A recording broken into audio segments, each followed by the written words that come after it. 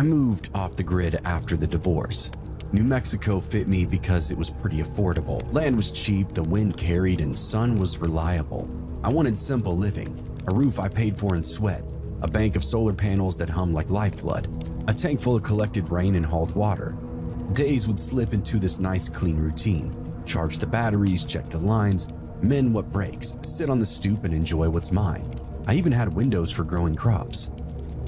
Now, I didn't come all the way out here to hide. I'd already raised kids, worked not one but 2 careers, and tried to be all the things that all people are. But out here, the list just gets shorter. Keep the lights on, keep the pump primed, and enjoy every second of it. The nights out here were better than sex. Oh, baby. Zero light pollution, and coyotes tune the countryside, and stars cut through everything else. I heard a quote that really inspired me. War is easy. All you have to do is survive. I didn't want war, but I wanted that kind of mindset when I got up every single morning. The highway brings unwanted traffic. An interstate curls through the hills a few miles south, and it'll drag strangers the way river will drag garbage. Most will pass by, some wave from the shoulder and keep moving. But every so often, one will stray. Call it curiosity, boredom, strung out desperation.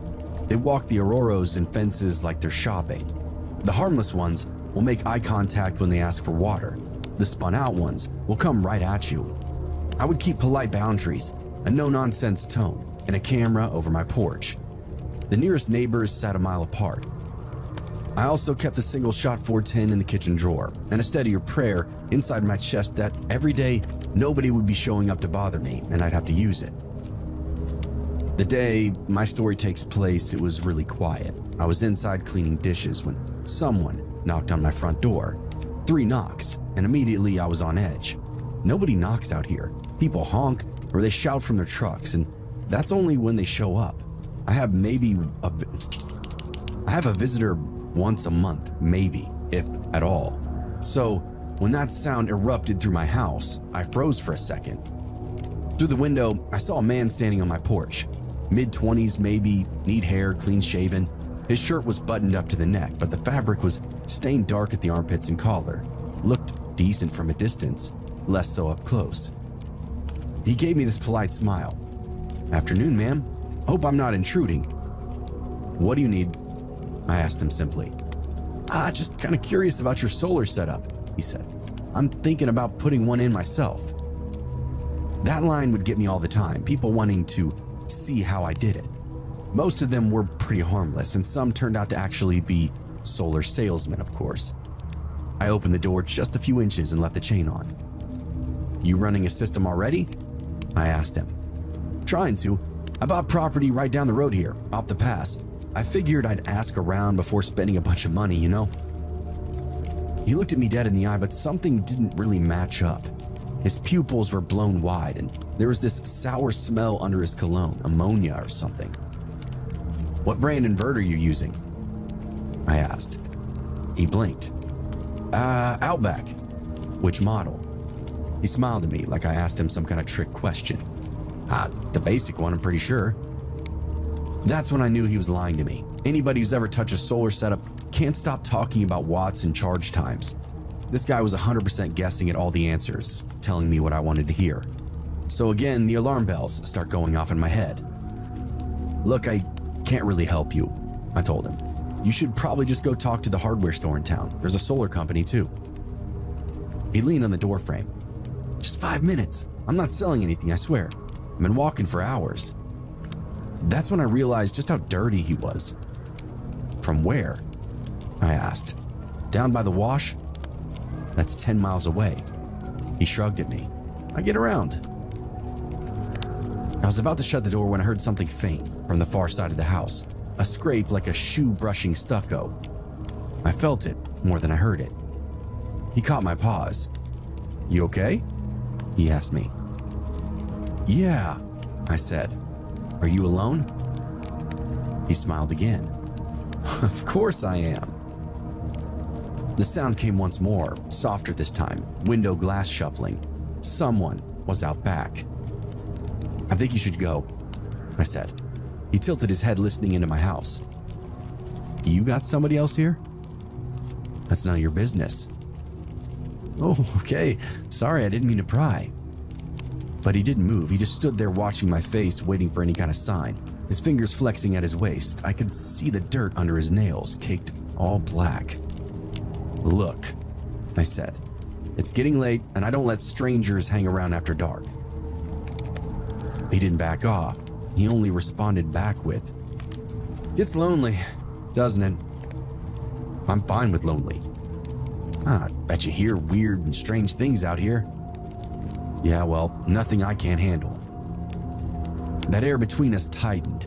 He shifted his weight, getting ready to push. I felt it in my gut. "Back up," I said to him. "Come on, ma'am, I'm not gonna hurt you." "Back up." His smile faltered. "Do you really think you're safe out here?"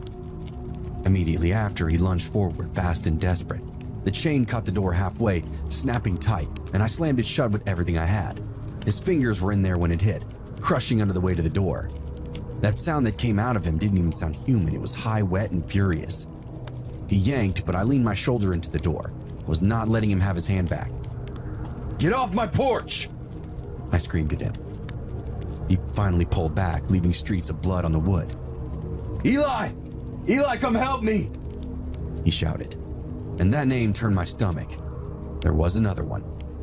I ran through the kitchen, down the hall, and the back window, the one by my bedroom, was 2 inches open, and the screen bent inward. A man's face was hovering there, pale and pocked with sores, eyes very dilated. He was rail skinny, beard patchy, wearing a stained wife beater. He froze when he saw me, then tried to shove himself through. "Get out!" I screamed, grabbing the gun from the drawer. A short barrel 410 single shot, but it looked like a cannon up close. It was my snake gun around the property, something I usually use to get rid of the pests. I pointed it dead center at his chest. He stopped moving. His mouth opened, but no sound came out. Then he smiled the most hateful smile I've ever seen. "You said you were going to be easy," he muttered. "Move away from my window or I'll put a hole in your lungs." He held up his hands, half laughing. "We were just looking around. No need to get angry."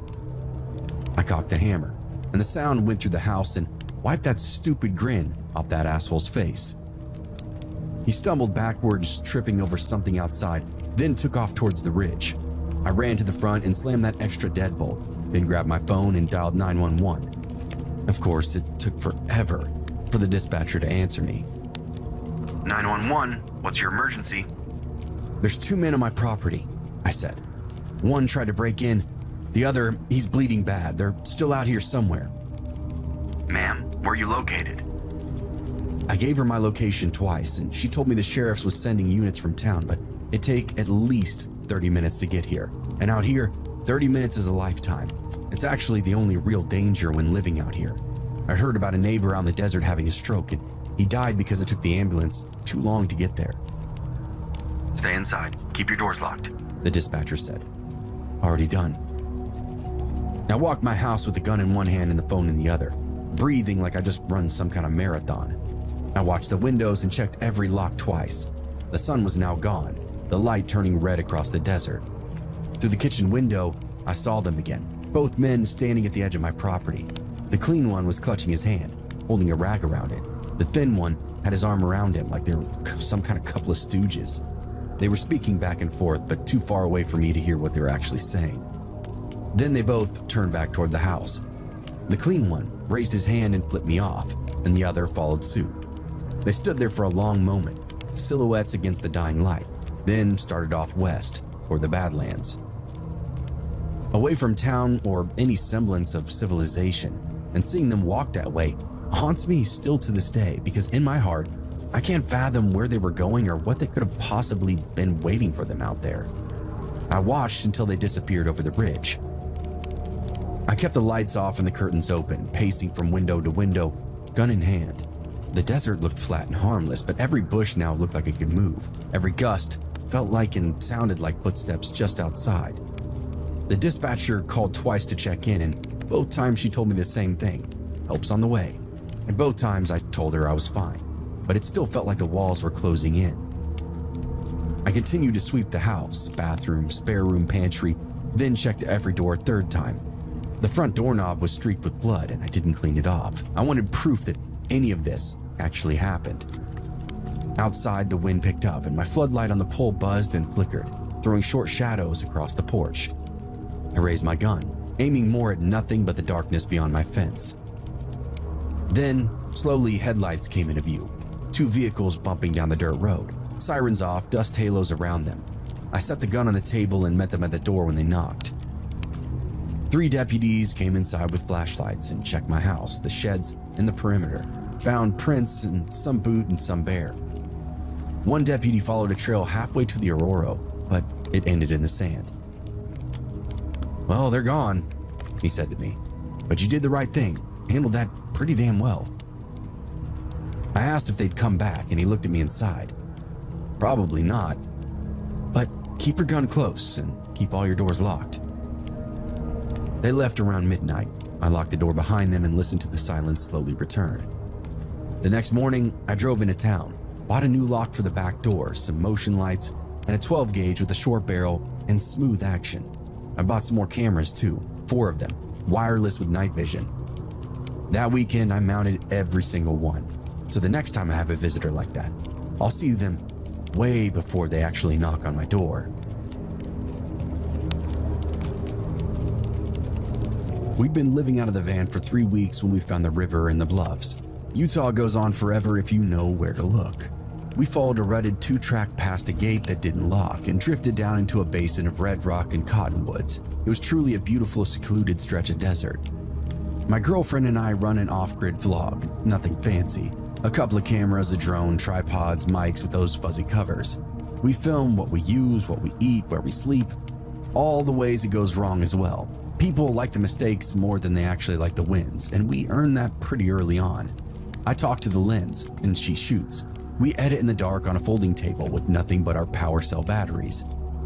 Those first few days were really perfect out there. We filmed this camp kitchen segment about cheap camp tacos, floated the river with our sandals tied through our belt loops. We hiked the bluff trail, breathless once at the top, and took a thumbnail photo of us grinning like idiots at the valley wide open behind us. At night, we lay on the tailgate and watched the satellites drift. There was this unbelievable amount of them. Coyotes yipped far off, and I slept like a baby. I thought maybe we'd stay for a week, maybe 2. There was enough flat spots to move and camp every few days, enough deadfall for small fires, 0 service, so no uploading shorts, just content creation and some light editing. We met nobody. A couple of rigs passed high on the distant ridge and then would vanish soon after. Otherwise, it was pretty much all ours. On the 3rd evening, we lugged gear into the water for a golden hour shoot. The sun slid to setting and then turned the cliffs hot bronze. She waded up to her knees, laughing and complaining, while I framed a long shot of the bend where the river hooked north. The light hit something across the canyon and flashed for just a second. "Did you see that?" she asked me. Probably a bottle or something," I said, squinting. I raised the camera, zoomed, and panned along the opposite bluff. Cottonwoods hid most of the rim. Then the sun broke through the gap and the glare hit again. A flat plate of shine. Not a bottle, but glass. There, half tucked beneath the trees, sat this black van. No movement, no sound, just kind of there, where nothing had been all week long. Watching the same view that we were, or maybe watching us. At first, we honestly didn't think much of it. People will come and go and camp in strange spots all the time. Maybe they'd come in from the other side, following some old mining road that we didn't see. But the van didn't move that night. No campfire, no music, no lantern glow, just a black box sitting in the dark across the canyon. That following morning, still there. "Creepy," she muttered, zooming in with the telephoto. "No plates, no windows either. That's really weird." "It has to be one of those converted rigs," I said. "Overlanders or something, you know?" But even as the words left my mouth, I knew I wasn't right. There was no chairs, no gear, no solar panels, just the van, and 0 evidence of any kind of recreation being had. We spent that day shooting content, filtering water, cooking beans, setting up a tarp station, and then trying to forget it all. By sundown, we convinced ourselves it really was nothing. But as the canyon turned purple and the stars started to burn through the haze, the air around us seemed to change and the wind stilled. It got really, really quiet. Then came the lights. They weren't like planes or satellites. They darted, stopped, dropped, and shot upward again in these impossible bursts. Sometimes they glowed red, sometimes they glowed blue. One flickered directly above the ridge, a jagged pulse that reminded us of some kind of kaleidoscope. My girlfriend filmed until her battery died, but when we checked the footage, there's nothing, just black sky. Maybe some kind of reflection? I said. Reflection of what? She asked me. It's a canyon. There's nothing out here to reflect off. No, maybe like some kind of atmospheric thing. Our lenses don't have what it takes to pick it up. And that's when we both noticed the movement across the ravine. The van's side door was now open, figures moving in and out, 3, maybe 4. They carried tripods and something that looked like a large antenna. One of them kept sweeping the lights with what looked like binoculars. Another stood on the roof of the van with something that glowed faintly green. Their setup looked far too advanced for some kind of meteor watching, way too organized. I raised my flashlight and clicked it twice, a friendly signal. Got nothing back. They didn't react, didn't even look our way. Hey! I yelled across the gap, my voice echoing off the stone. The figure on the roof froze, and just for a second, they turned away, stepping down from the van. We went back inside the tent not long after, and neither of us could really sleep. The air was heavy, like right before a storm. Every time I close my eyes, I see those lights again, jerking, twitching, zigzagging across the sky like fireflies out on a wire.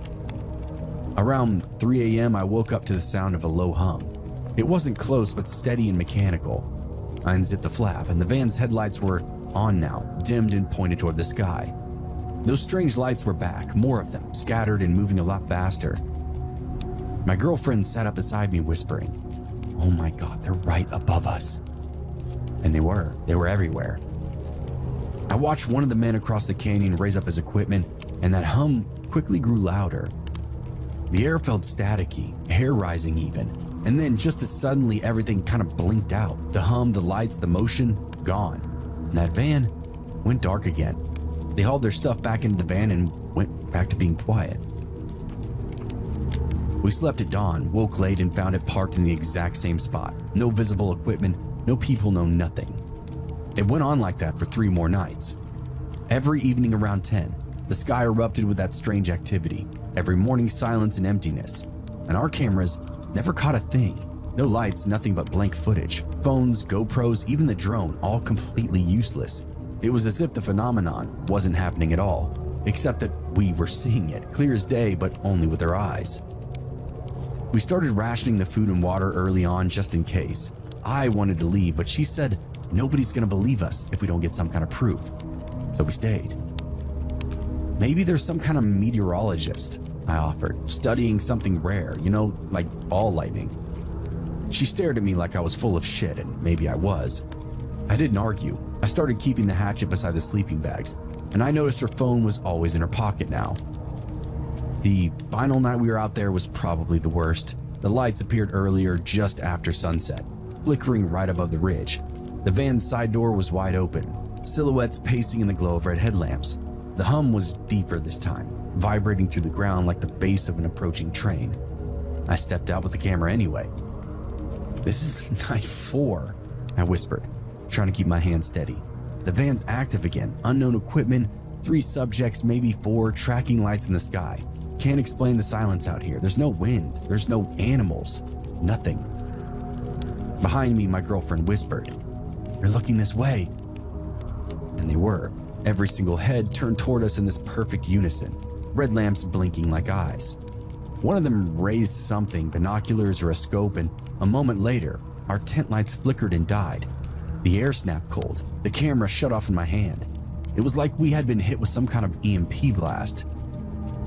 We didn't speak again until morning, and when the sun came up, the van still hadn't moved, and there was again no sign of those people. That's when we made the decision to cross the canyon that night and see for ourselves what was going on inside that van. It took nearly 45 minutes to cross. The bluff walls were like ribs around the basin, and every sound that we made, every scrape, every breath, seemed to echo on and on. We didn't talk, we didn't really need to. All that mattered was finding out who these people were and what they were doing out here. When we finally crested the other side, the van sat about 50 yards off. Its headlights were dead, windows blacked out. Up close, it didn't look new. It was dented, rust bleeding through the paint near the door handles. There's still no sound and still no movement. We crouched behind this boulder, and my girlfriend whispered over to me, "Maybe they left?" I was about to agree, but the van's door slid open with that loud shunk. A flashlight hit us full in the face. "Stop right there," a man barked. His voice was raspy. I froze, hands instinctively going up. He stepped closer, the beam shaking in his grip. The light caught his face for just a second. Stringy mullet, missing teeth, red-rimmed eyes. Tattoos climbed up his neck like veins, faded and ugly. He held a rifle, pointed at the ground, but angled it enough that one wrong move would make it level. Hey, we're just, I started, but he cut me off. "You shouldn't be here. Turn around now." Behind him, the other figures moved, loading up equipment into the van. Tripods, long cases, coiled cables that glittered silver in the light. None of them spoke or even looked at us. "Look, we just wanted to know what you were..." He stepped to us again, jabbing the barrel in my chest. "This ain't none of your business, boy. You get back to your side before you make it fatal." My girlfriend whispered that we were leaving. The man backed up without lowering the gun. "Good, do that." He turned and shouted something to the others, words I didn't quite catch, then climbed in the driver's seat. The van roared to life, yellow cones of the headlights hitting us in the face, and for a second, the glare was completely blinding. When my vision cleared, I saw them, 3 silhouettes in the cab, all facing forward, motionless as mannequins. They reversed, spun out onto the dirt road, and drove off without a word. The hum was gone. The lights in the sky were gone too, just black emptiness above us, and the sound of the van slowly fading off into the desert. We stood there for a long time, I think too shocked to move or do anything. And when we finally made it back to camp, dawn was breaking, washing the canyon in that weak pink light. Everything felt strange, the tent, the gear, even the river now to us. We packed up in silence, loaded the truck, and left before the sun even touched the ridges. Around a week later, I went through every file, every clip. All of our footage from those nights was either black or corrupted. No lights, no van, not even our own voices. Absolutely no trace of that night exists, outside of the ones in our memories.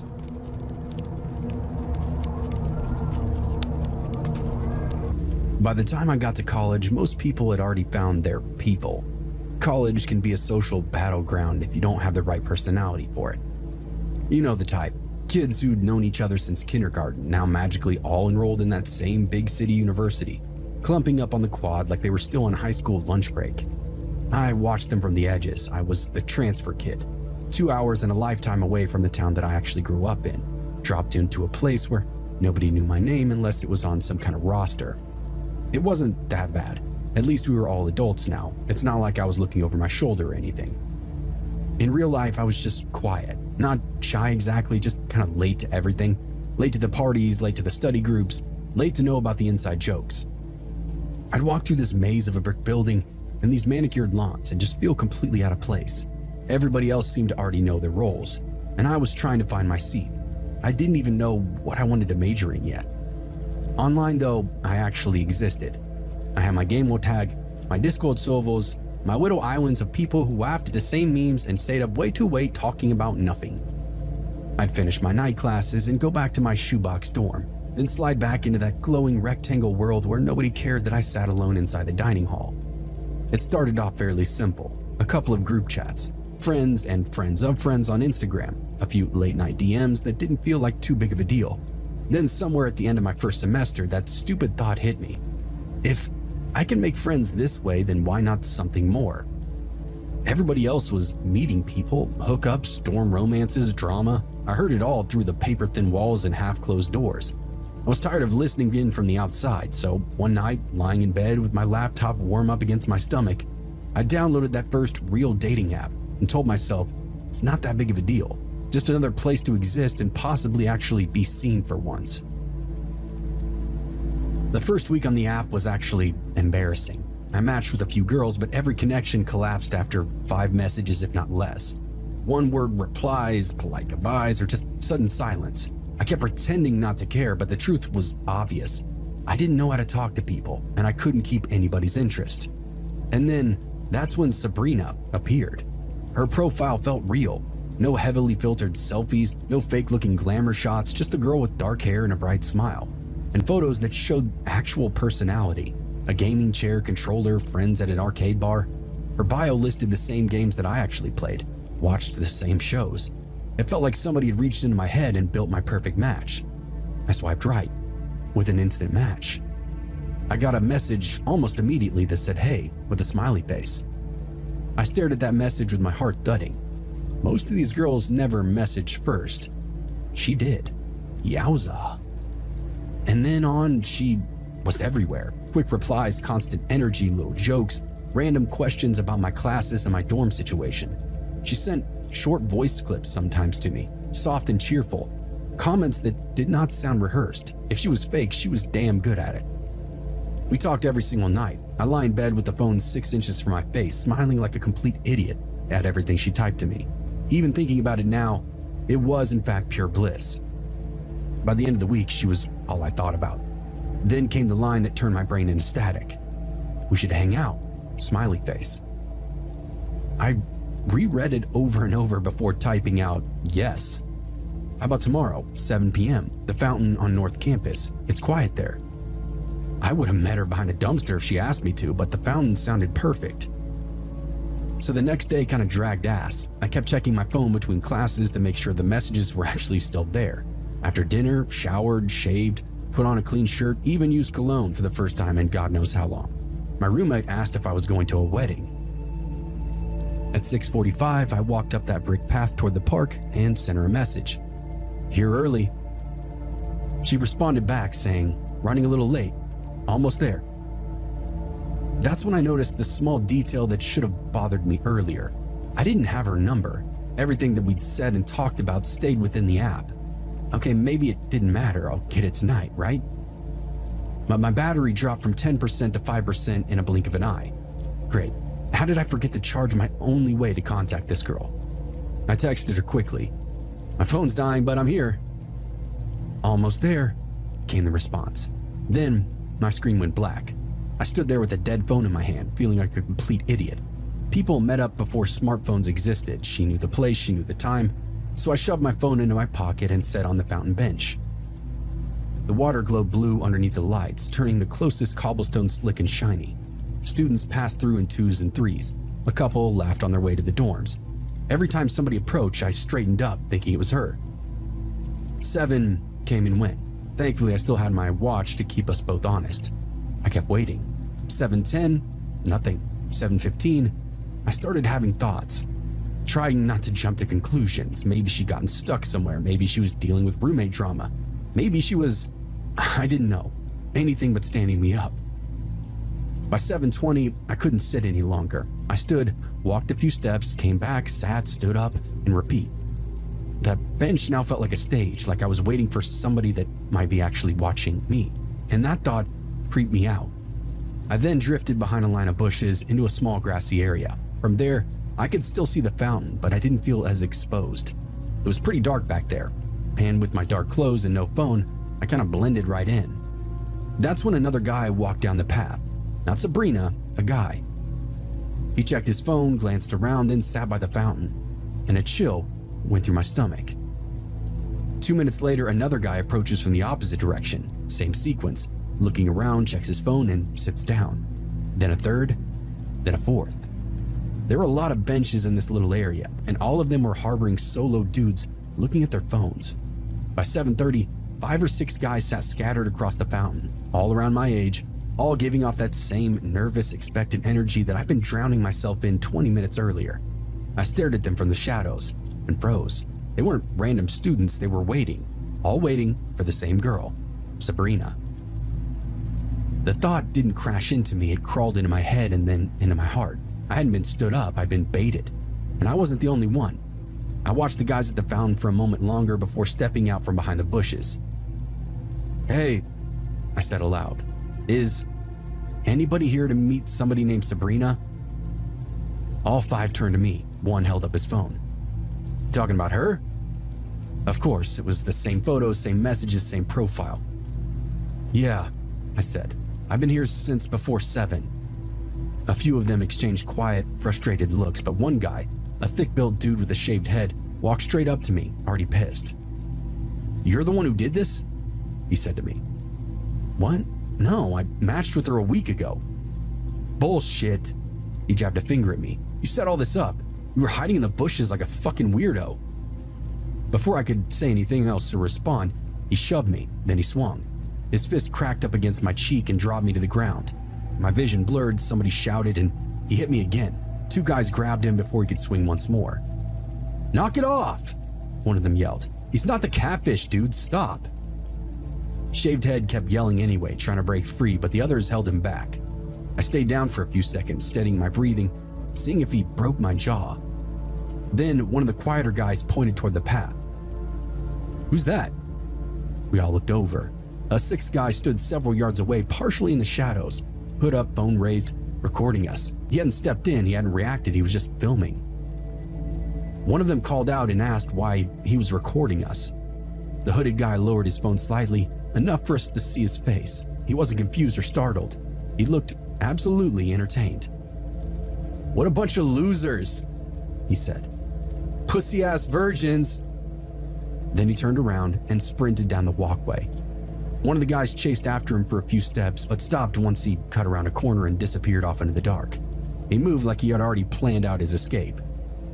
Nobody spoke right away. I guess we didn't really need to. We all understood everything that was happening at the same time. Sabrina wasn't real. One by one, the guys drifted off, some annoyed, some embarrassed, all of them making that silent walk of shame. Shaved Head stomped away last, still convinced that I had something to do with it. I walked home holding my jaw. My phone powered up when I got back on a charger in my dorm, and I opened up the app immediately. Of course, Sabrina's profile was now gone. Completely too. No photos, no chat history, no account. It was like that entire conversation had been wiped clean the moment he got what he wanted. I sat on my bed staring at the screen, replaying how he looked at us, calm, amused, almost proud of his work. He'd been standing there with us the whole time, hiding in plain sight, waiting to see how we'd react, and the truth was revealed. Sometimes I think back about the way he said that word to us, that we were losers, like we weren't people, just material. Like we were a project that he was working on.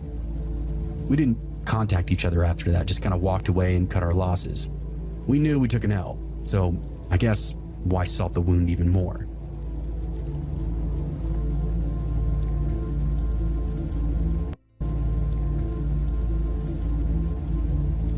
It was 2006, back when my entire world fit inside a very bulky Dell desktop in the corner of our living room. I spent most nights on MySpace because it was easier than trying to make friends at school. My parents had split that year. We moved across town. And I spent a lot of lunch periods texting on a flip phone just to feel like I had some semblance of a life.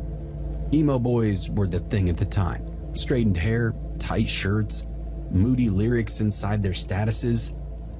Half the girls in my class were obsessed with boys online. I guess I wasn't really any different though. I met him in a MySpace chat room one night.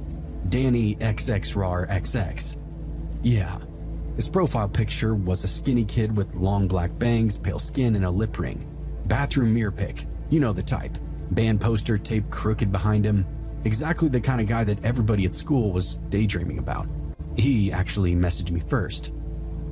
"You seem chill. You from around here?" I remember how fast my fingers moved, how relieved I felt when anybody wanted to actually talk to me. And within the hour, I knew his favorite bands, his favorite soda, the name of the girl who broke his heart. He said he was 15, went to a high school a few miles away. And the wild part was that when a couple of girls at my school claimed they'd seen him around at games or something, or hanging out near parking lots. A real local kid, somebody my age, somebody into me. Pretty soon, I'm logging in just for him, and it became the only part of my day that I actually looked forward to. Every message felt like proof that maybe I was not, in fact, invisible. Maybe I wasn't as alone as I thought I was. And for about a month, Danny and I were basically glued to each other online. Before school, after school, late at night, constant messaging. He always said the right things. He told me I was different, that he felt like he could talk to me about anything and everything. And at 13, with that kind of attention, it hit hard and I did not want it to stop. So naturally, I wanted to meet him. At first, I asked and he said yes without any hesitation. Totally, let's hang out. And then canceled the morning of. The next attempt, he got grounded. Another time, his phone broke. It became this pattern: agree, cancel, and every time he apologized, I believed it. I was too invested to consider anything else. By week 5, I was done waiting. I pushed harder, telling him I didn't care if he didn't look exactly like his photos. I just wanted to see him in person. Okay, let's meet behind Dario's Pizza, 5 p.m. It wasn't a great spot, but it was close enough for me to walk to. Told my mom that I was heading to a friend's place, grabbed my small purse and headed out the door. My stomach was in knots that entire walk, equal parts excitement and dread as well. I kept looking at every passing car, half expecting somebody to roll a window down and call my name. I reached the alley a few minutes early. It looked very dismal, tight, dark, sour smelling from the dumpsters. I stood under the security light and texted him, "I'm here." No response. So I waited 5 minutes, then 10, and I called his phone and it went straight to voicemail. I paced back and forth, checking both ends of the alley, telling myself he was probably sneaking out or stalling for some kind of dramatic entrance. And then I heard a vibration. Not my phone, but another one. The buzzing came from around the corner where the alley hooked behind the next building. I frowned and took out my phone and called his number again. The buzzing repeated, same rhythm, same timing, and a cold rush then hit my chest. I followed the sound slowly at first, then faster as the certainty grew in my stomach. I turned the corner and froze. A boy stood there, slouched up against a brick wall. Not Danny, not even close. He was pudgy, maybe a year or two older than me, with long greasy hair that covered half his face. He wore these faded black jeans and a hoodie that was riddled with safety pins. He held a phone in his hand. The screen lit up with an incoming call. Aubrey, my calls. He looked at me like he'd been caught doing something. "Hey," he said. His voice was low, really shy. "It's me, Danny." I shook my head. No, you're not him." Pushed his hair behind his ear like that might help the situation. I didn't get ready today, okay? I know I look different." "You're not the same person at all," I said. "That's not you." He took a small step toward me. "It is me, I swear. I used to be thinner." I backed away, straight into somebody standing behind me. I gasped and spun around, but the second boy was already on top of me. Same clothes, same build, same filthy hair, older though, taller. He grabbed my waist and pulled me into him. "Oh," he said, laughing softly. "She's tiny." I tried to pull away, but his grip tightened. The first boy moved in front of me, blocking the view of the alley. They didn't look threatening in the movie villain sense, but they looked like kids who spent too much time online. But the way they crowded me left me no doubt. They knew exactly what they were doing. I felt them squeeze my chest and then my hips. "Relax," the first one said. "You said you wanted to hang out." "No," I said louder. "Let me go." "You talk big." The second boy breathed in my hair. "Don't pretend you didn't." I shoved the first one, but he grabbed my wrist. His hand was sweaty, shaky, like he was nervous and excited at the same time. "Don't freak out," he said. "We're being cool. We just want to move." I snapped and tried to wriggle free. He didn't. The second boy pressed closer, his hands moving up my sides. "Please stop," I said. My voice cracked. "That's not fair," the first boy said. "You said stuff. You can't just..." And that was it. Something in my brain flipped from scared to just done. I jerked my arm backward, ripping it from his hand, and slammed my shoulder into his chest. He stumbled, lost his balance, and the second boy lunged out to grab me, but only snagged my hoodie by the sleeve. The seam tore as I twisted, forcing myself out into the open stretch of that alley. They shouted behind me, overlapping each other, yelling at me to wait. "Come back, you promised." I didn't look back. I ran full sprint down the alley, toward the yellow glow of the pizza place's sign, towards people, noise, anything but them. I heard their footsteps pounding after me, heavy and uncoordinated, but determined. They weren't giving up. "Please," one of them yelled. "Just talk to us." "Nobody's mad," the other one shouted. I ran even faster. I could feel them losing ground, wheezing, stumbling, but still chasing me, still calling out my name. Then my online user handle. I burst out of the alley into the crowded front of Dario's. The smell of pizza and fryer oil hit me immediately, making me sick, but I didn't slow down. I shoved through the door, almost tripping as I reached the counter. A couple eating near the window stared at me like I was causing a scene, but I didn't care. I pulled out my flip phone with shaking hands and dialed 911. When dispatch picked up, my words came out all at once. There's two guys that grabbed me, they tried to corner me, they're still out there. Dispatch asked where I was and I told her. She told me to stay inside, that officers were on the way. Her voice was calm and steady, and for the first time since stepping into that alley, I felt like I was actually safe. I kept glancing at the windows, kept expecting to see one of the boys pressed up against the glass, scanning the restaurant for me. That thought made my chest tighten like I was having an asthma attack. I backed myself into a booth but stayed standing, ready to bolt at any moment. A worker asked if I needed water and I nodded at him without speaking. It felt like forever, but I think 10 minutes later the cops finally show up. Two officers come inside to talk to me, while another went around the back. I gave them everything I had, what the boys looked like, what they said, where I'd been standing when they grabbed me. My hands wouldn't stop trembling, no matter how hard I tried to steady them. A radio crackled on one of the officers' shoulder, and a voice said, "We've got them. Far into the alley, both matching the description, trying to avoid us." I don't know what that felt like in the moment. Relief, I guess, but also this strange numbness, like my brain had flipped a switch to tone down my anxiety. The officers asked if I wanted to press charges, and I didn't hesitate. "Yeah," I said, "absolutely." They took my mom's number next, and that was the part I dreaded the most. What she'd say when she found out I'd been sneaking around to meet boys from the internet. But when she arrived, she didn't yell, just wrapped her arms around me and asked if I was okay, if I was hurt. The officers brought me back out so I could identify the boys.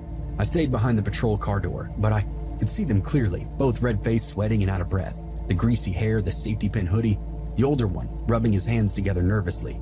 They wouldn't look at me, but kept glancing at each other, confused and irritated, like they couldn't understand why I reacted the way I did. Seeing them like that, pathetic and cornered, should have made me feel better, but it didn't. This really all happened to me. The police walked them to the cruiser, hands cupped behind their backs, one mumbling something under his breath, maybe an apology or some kind of excuse. I didn't care. I kept my eyes on the pavement. After that night, I deleted my MySpace, deleted AIM, stopped signing into any kind of chat rooms, ever. I didn't trust screens anymore, not when I knew firsthand how easily somebody could slide through them, pretending to be who they thought you wanted them to be. It's strange thinking back on it now. I was 13, I thought I was talking to my dream boy, but I was really talking to a stranger with greasy hair and a stolen photo, waiting for the right moment to lure me into a dark place. People always say the internet was simpler back then, but it wasn't. Not for me.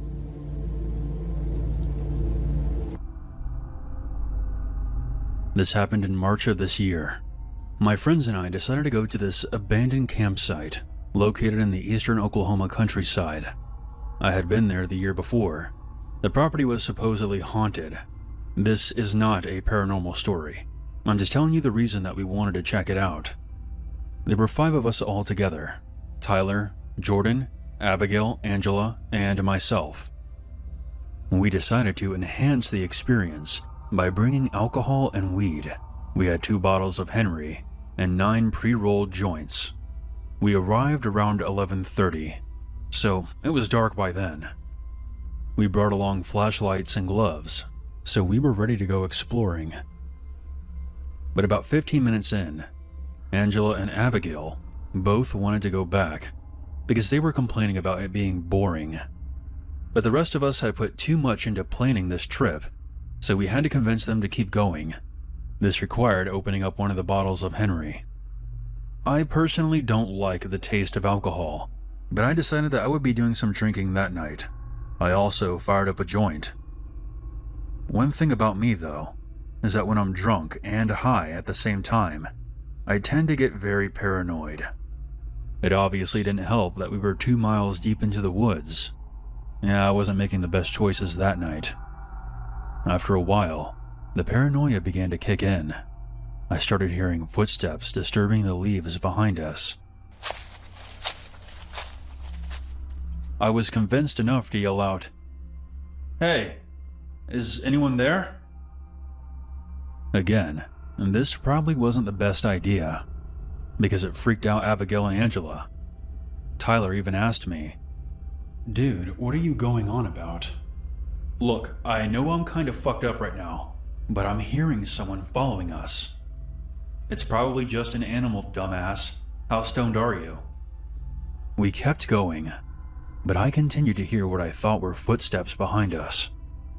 The thought of it being an animal didn't make me feel any better. I've never seen a black bear in the wild, but I was pretty sure they were native to this area of Oklahoma. We got to the campsite soon after. We sat at a wooden table to rest after walking 5 miles in the dark.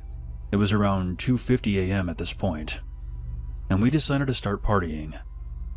Let's stop here for a moment and take stock of the situation. A bunch of young adults smoking and drinking in the dead of night on a deserted campground in the middle of the vast Oklahoma forest. There were several rumors as to why this place had shut down. Some say that one of the camp counselors lost his mind and murdered several children with a fire axe. Of course, there is no evidence that this actually ever happened. My guess is this place shut down because of financial reasons. It was now just a collection of abandoned cabins and a rec hall with a caved-in roof. We were definitely being loud as hell. When I drink, the alcohol runs right through me, so I have to relieve myself multiple times. I told the gang that I had to piss and went to go find a tree. I decided to walk further away from the group until they were out of sight. I wanted to avoid any pranks they would pull on me while I was doing my business.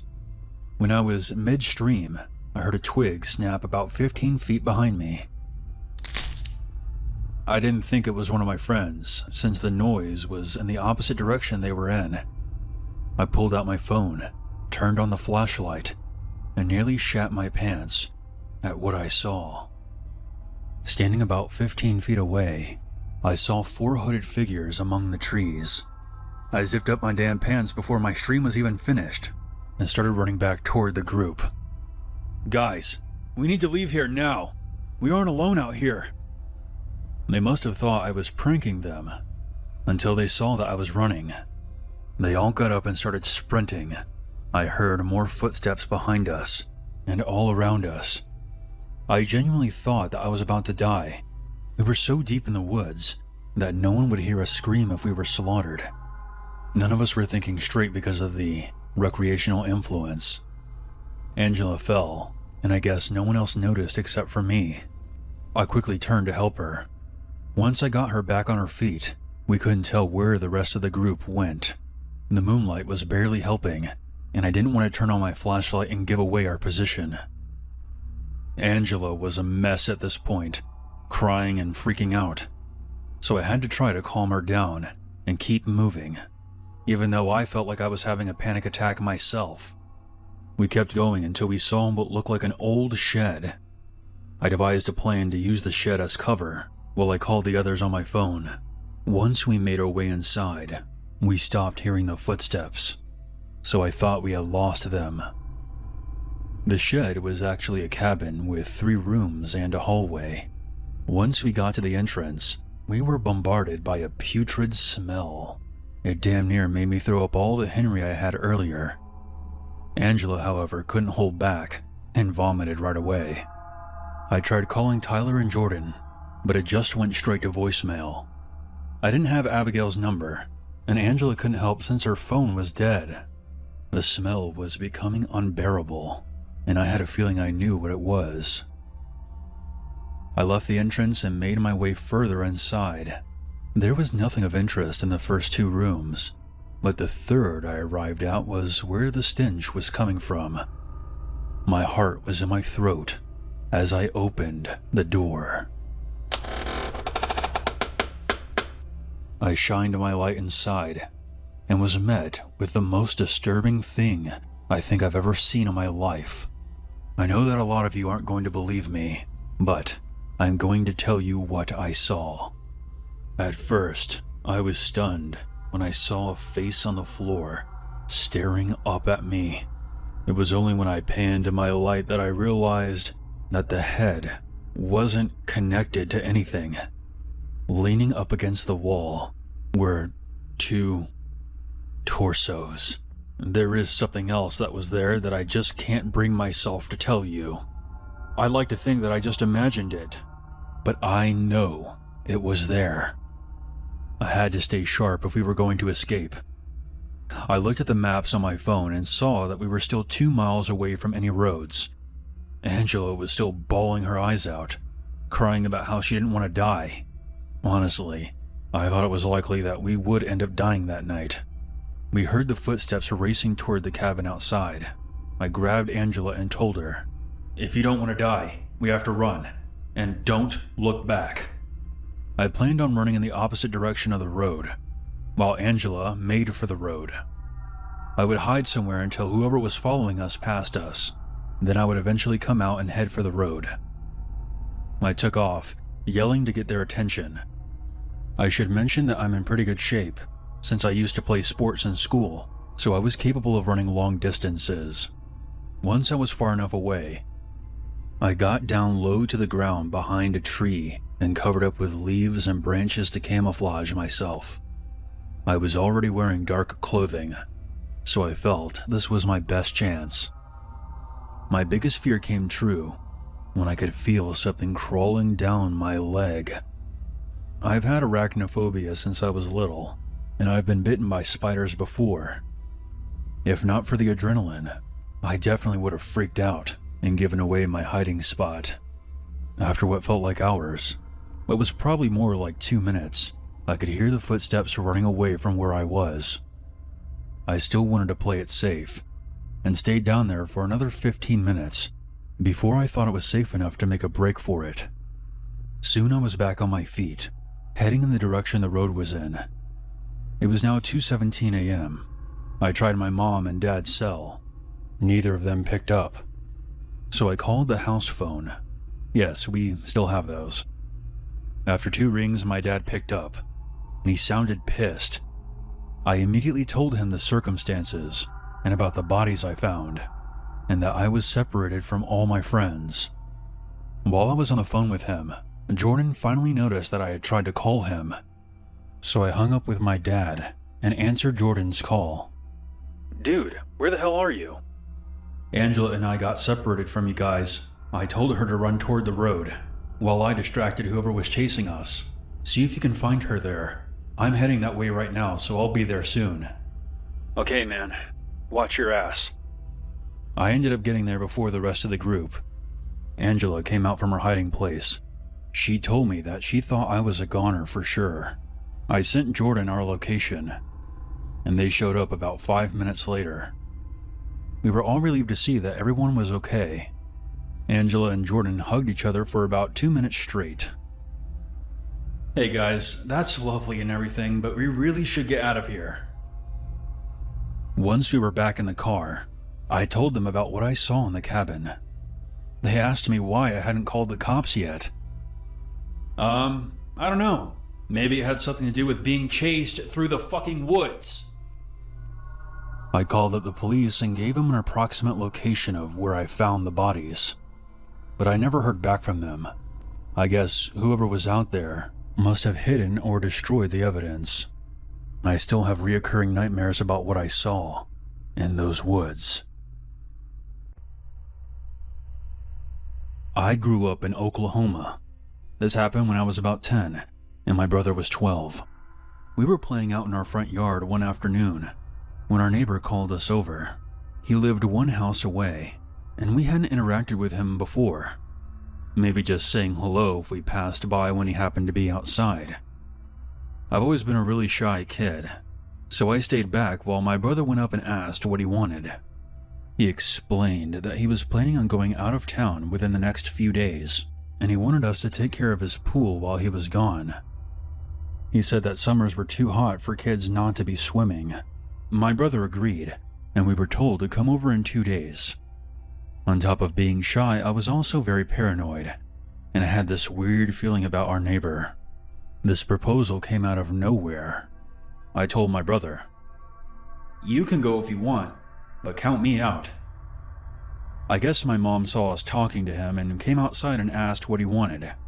We explained his story. No, you two aren't going over there by yourselves. We don't even know that man." 2 days later, we still see his car in the driveway and lights on inside. Something about him bothered me. I told my parents that he never left for his vacation, so he must have been lying to us for some reason. They just sort of dismissed me and said that he probably just canceled his plans. Over the summer, I kept noticing him mowing the lawn 2 or 3 times a week. He never wore a shirt. He just went up and down his yard for hours. Once again, I would tell my parents how weird I thought he was, but they just kept brushing me off. A few more months went by, and school was back in session by now. I noticed him sitting outside his front porch every day the school bus drove by, and he would just watch us all get off, with this blank, unmoving expression. When someone is staring daggers at you like that, it makes you feel uncomfortable. Eventually, my parents decided to install a pool of our own. We had been asking for one for several years. They had to remove a large portion of our fence to get equipment into our backyard. It was one of those above-ground pools you had to anchor, but the ground here can be very rocky, and it took much longer to dig than expected. With the fence gone, our weird neighbor could now see directly into our backyard. I sometimes saw him watching from one of his windows. By the time the pool was completed, it was warm enough to go swimming. I headed outside in my swimsuit, with my clothes over the top. I immediately saw our neighbor staring at me, and decided to swim with my clothes on instead. Over time, I picked up on something. My neighbor wouldn't watch my brother and his friends, only me. The fence was eventually rebuilt, which I was glad. One day I was happily swimming in our backyard when my dad comes up to me.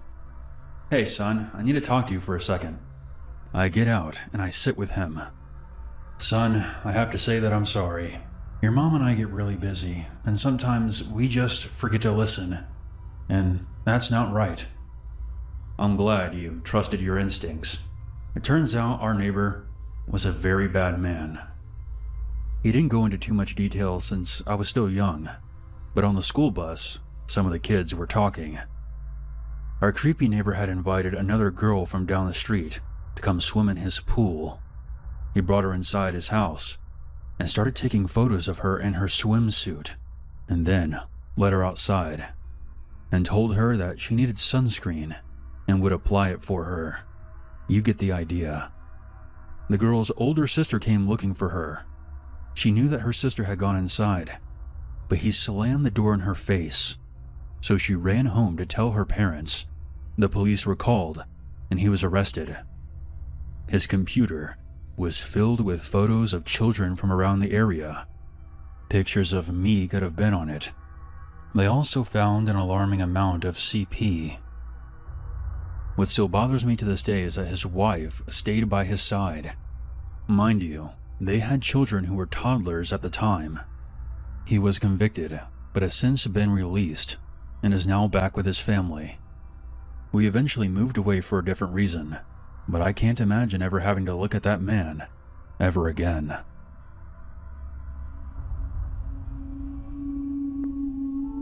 This story happened in the summer of 2011. For some background, I live in Midwest Oklahoma. My girlfriend Angela and I were renting a 4-bedroom house at the time. We were home one night chilling on the couch. At some point we both fell asleep, and I began dreaming. We were walking around our neighborhood when we saw a man trying to break into a car. He was hitting the car window with a hammer. The noise was very loud, and he wasn't trying to be discreet.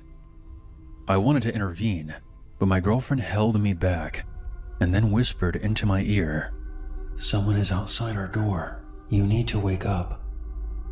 I suddenly woke up and heard a loud noise, just like the one in my dream. My heart was pounding.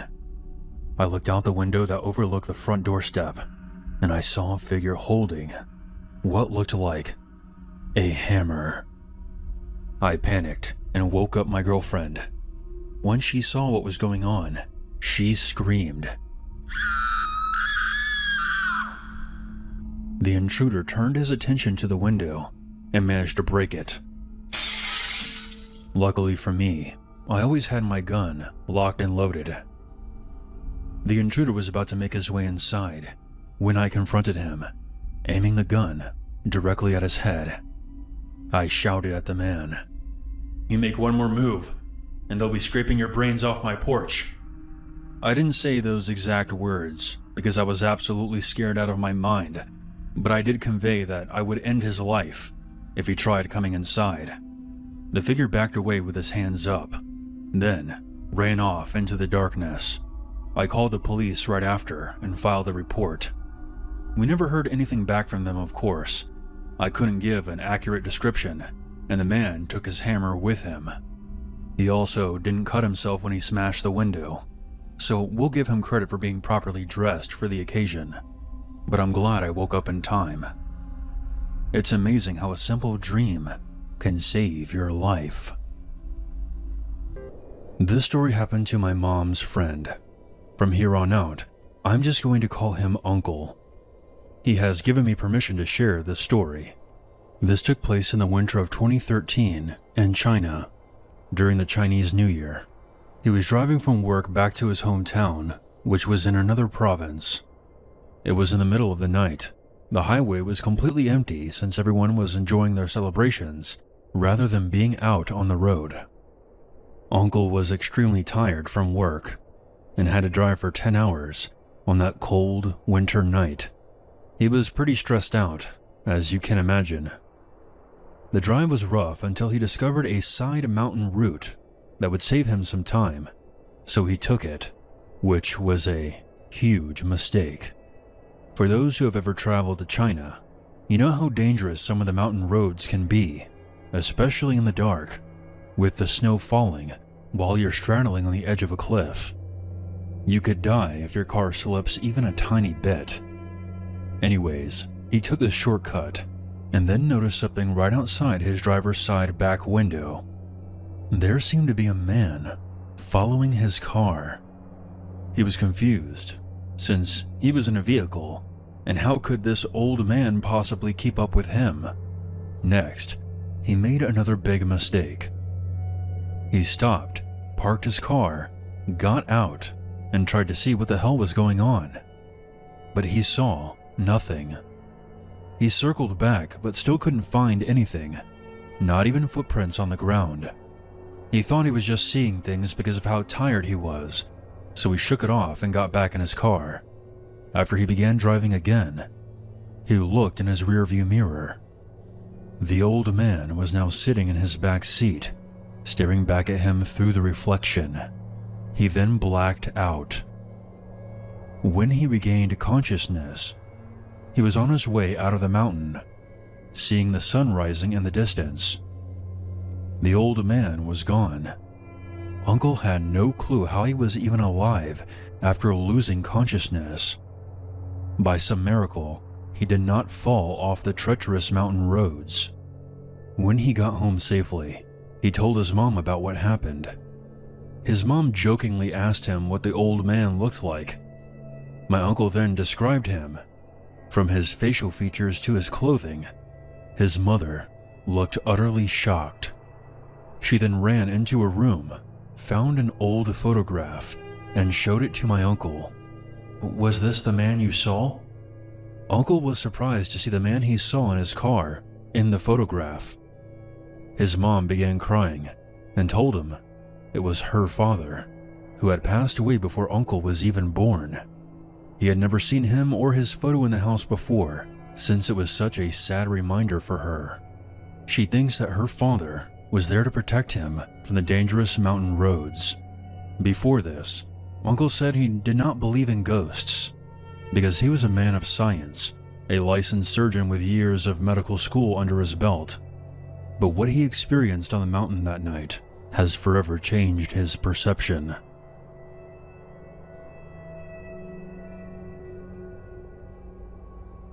I'm a 20-year-old woman, and this event occurred 4 years ago, when I was around 16.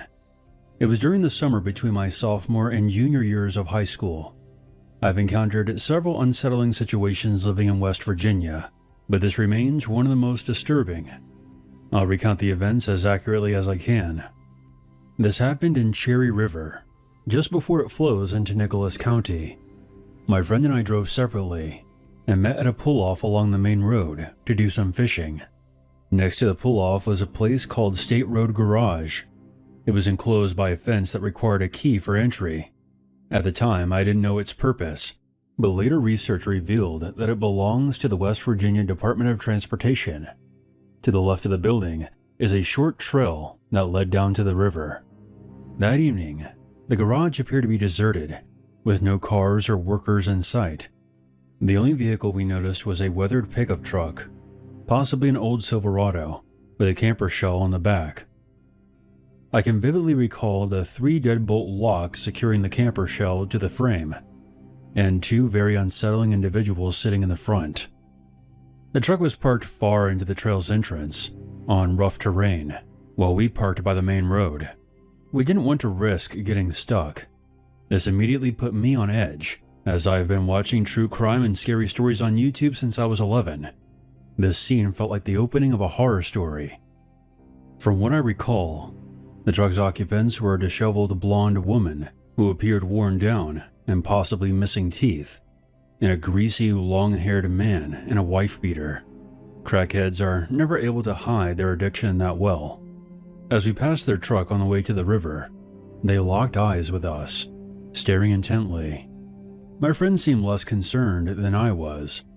I tend to be a bit paranoid naturally. Strange characters are common to our area. Most of them are harmless, but I never let my guard down. My friend mentioned that she should call her boyfriend, who lived 20 minutes away, if anything happened, though I wasn't sure how that would help in the moment. We began fishing, and my friend caught a rock bass. Not long after, we heard footsteps and looked up to see the woman from the truck approaching the riverbank. She looked rough. She may have been an attractive woman once upon a time, but the prolonged drug use had taken its toll. Her teeth were severely damaged, giving her jaw that sunken appearance, and her skin resembled a crumpled up paper bag. She was holding a red Kodak camera. When she got to the riverbank, she asked, "Can you tell me your first and last name and ages?" She then told us that she was taking photos for a newspaper. My alarm bells were going off big time. My friend and I had made plenty of poor decisions in our teens, but I was always weary of strangers, especially in this context. But I panicked and gave my first name, but lied about my age, subtracting just 1 year. A pointless fib that wouldn't have mattered if our details were being collected. I didn't give my last name, and I can't recall what my friend said. The woman then asked, "Can I take your picture?" Despite my unease, I was a people pleaser and reluctantly agreed. She snapped our photo and started back toward her truck, tripping on the rocks as she went.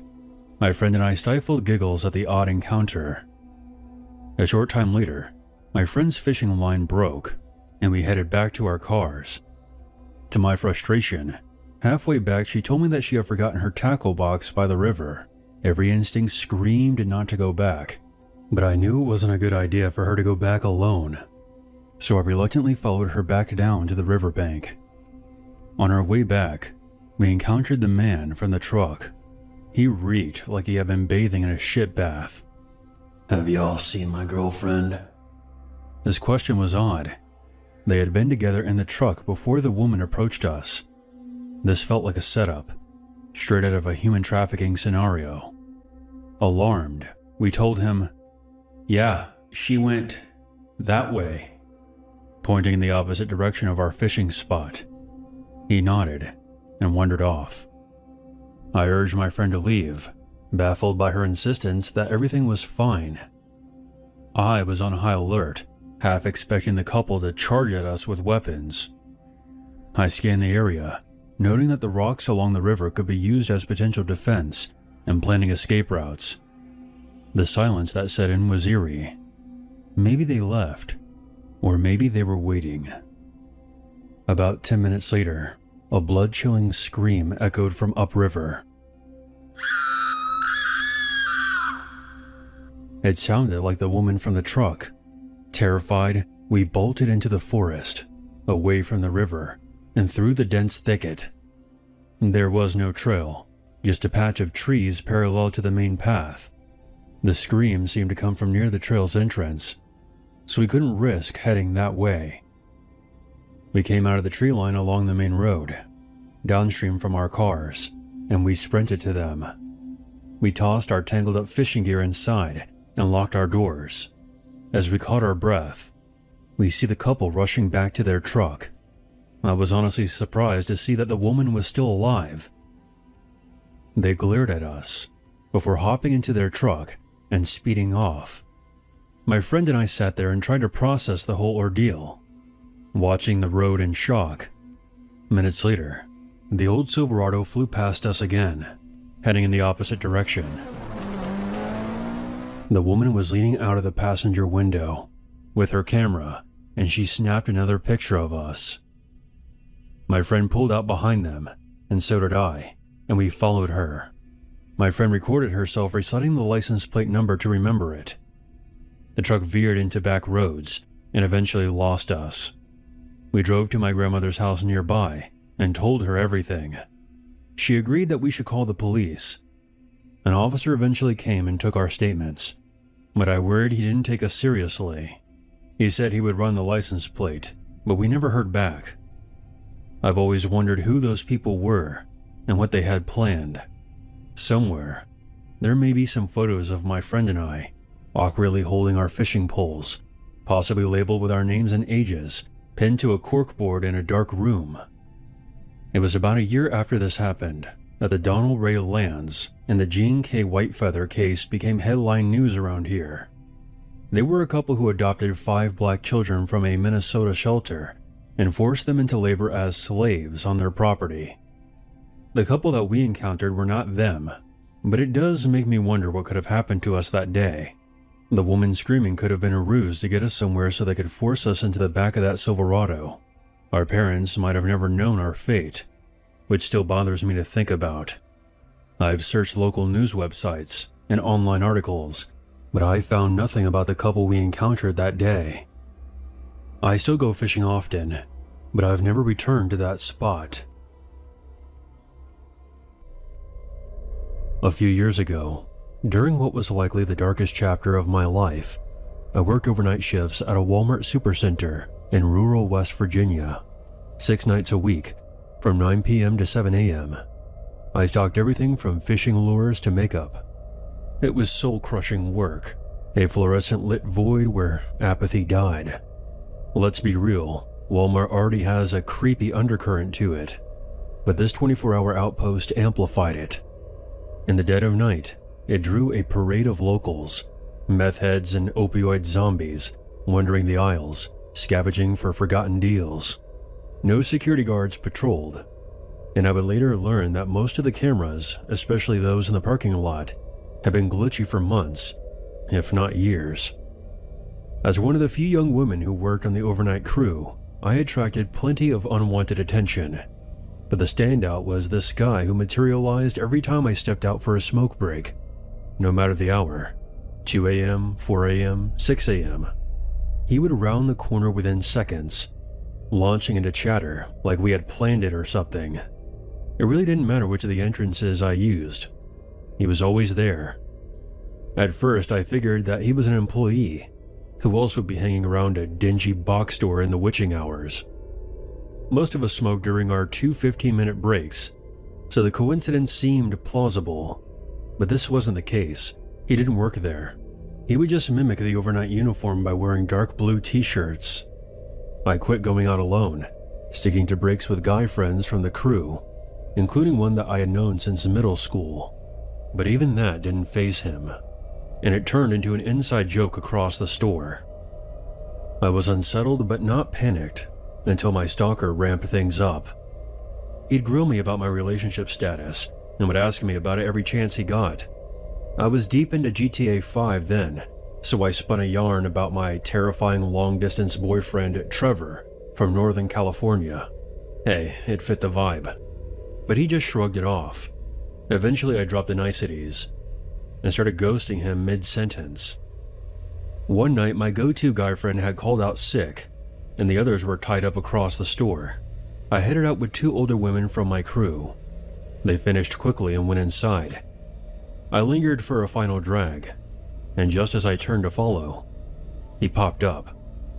Looking back, it wouldn't be crazy to assume that he was in a car, scoping out the entrances with a pair of binoculars. He grabbed my hand, not a vice grip, but firm enough. "Come to my car real quick. I want to show you something." I'm not hot-tempered by nature, but my rage boiled over. I yanked free and bolted inside, my heart pounding in my chest. I stormed to the head manager and spilled it all. It turns out my stalker had a cousin on the unloading crew in the back, which was his excuse for loitering. The cousin was mortified, swearing that he'd handle it. But management? Fucking useless. No warning, no banishment, just shrugs and says, not our problem. I quit soon after, not over the stalking directly, more so the brass's incompetence. A friend of mine later clued me in. The guy kept lurking around nightly, shifting his creep routine to another woman. He hounded folks for weeks after I left, desperate for my name and address. Then one day, he disappeared. To this day, I still fixate on those busted out parking lot cameras and wonder if on one of those endless, exhausting nights, would anyone have noticed if I had just vanished? I'm 32 now, and this happened over a decade ago, but it still keeps me awake at night. It was late 2011. I was fresh out of high school, scraping by as a busboy at a small diner in Washington, D.C., before college kicked in that January. My buddy Alex, who I've been tight with since middle school, and myself decided to shake off the city grind with a weekend getaway. Some friends of ours had rented a cabin in the backwoods of West Virginia, tucked in the hollers near Summersville Lake, about a 3-hour drive from the Beltway. It was supposed to be bonfires, brews, and fishing. Sounded like a good time. We piled into my 1990 Honda Accord. It looked like a piece of shit, but it ran perfectly. It had a collection of CDs I'd spin on long drives. I was really into Dark Throne back then. The drive started easy, the Beltway crawl into I-66, then west through the Shenandoah haze. But as the sun began to set around 6 p.m., we missed a turn at a sketchy, unmarked fork and ended up going down the wrong way. Yes, we made a wrong turn in West Virginia. The irony is not lost on me. The GPS was no help. I figured we were in some kind of dead zone. Neither of our phones were cooperating either. Screw it. Let's just see what's at the end of the road, Alex said. As we snaked deeper into the forest, the pavement gave way to gravel that crunched like teeth under our tires. The sky darkened, and the headlights became the only sources of light. There were no streetlights, no houses, just endless pine trees bordering the road. Then, the road pinched into a single lane, flanked by a barbed wire fence. A faded signpost was lit up by the beams. Private property. Trespassers will be prosecuted. Slow down. This might be it. I hope you're right.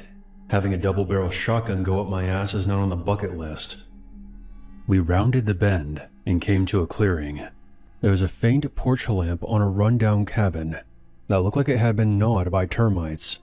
Clotheslines stretched between crooked poles. One of the lines appeared to have several carcasses dangling from it. At first, I thought it was a hunter's haul, but as we crept closer, the beams swept over the hanging bodies, and my breath caught in my throat. I'll admit that I'm not used to seeing skinned and gutted deer torsos, but there was something about the body at the end of the line that broke me. It seemed different from the others, human-like, or at least it used to be, before someone hacked off the arms and opened up the chest. I knew this was completely fucked when I felt bile rising in my throat. I had to look away and regain my senses. I don't recall seeing a head, by the way. Holy shit, is that a person? Alex whispered. I didn't say a word. I quickly put the car into reverse and slammed down on the gas pedal, backing away from the clotheslines. I had to make a 3-point turn to get out of there, because there was no way I was going back down that narrow dirt road in reverse. However, in my panic, I didn't pay attention, and the back of my car crashed into a couple of drum barrels. Shit! What was that? I don't care. We're getting out of here. When I put the car back into drive and sped toward the dirt road, I swear I saw a figure standing next to a shed about 15 yards away from us. I only saw it for a brief second because we were hauling ass out of there. Alex was so freaked out, he started babbling nonsense while I white-knuckled the wheel, my vision tunneling. Whoever was standing next to the shed didn't chase us. I was expecting an arrow in the tires, with the headlights of a pickup truck closing in behind us. If we actually saw a dismembered body hanging from a line, I doubt whoever did that would want us talking to the police. We barreled back the way we came from and made our way out to the highway. As soon as a bar signal flickered on my phone, we pulled over to the side of the road. My hands were shaking as I dialed 911. After I relayed what happened, a police cruiser slowly rolled up behind us a short time later. If you were passing by on the highway, you would have thought we had been pulled over. We explained everything. I remember being embarrassed about my voice cracking. They listened to our story with blank faces, then exchanged a skeptical look. The older officer spoke up. "Sounds like you boys stumbled onto Old Man Hargrove's spread. He's a hunter, been at it for 40 years. And that body was probably a gutted buck. There's been no reports of missing folk around here. I know about it. The shadows play tricks in the hollers, or maybe y'all just been hitting the sauce." I insisted that the disemboweled body I saw looked human, but the officers laughed it off. "Look, y'all just got a bit turned around is all. Stay on Route 19 next time." He then gave us a patronizing warning about trespassing fines and told us to be safe. We drove the rest of the way in silence. There were no follow-ups. On the flip side, we ended up having a great time at the cabin, and even used our experience to entertain the rest of the group when it came time to sit around the fire and tell ghost stories. Despite what you may have heard about West Virginia, it really is a scenic sanctuary. Looking back all these years later, I stand by what I saw, and so does Alex.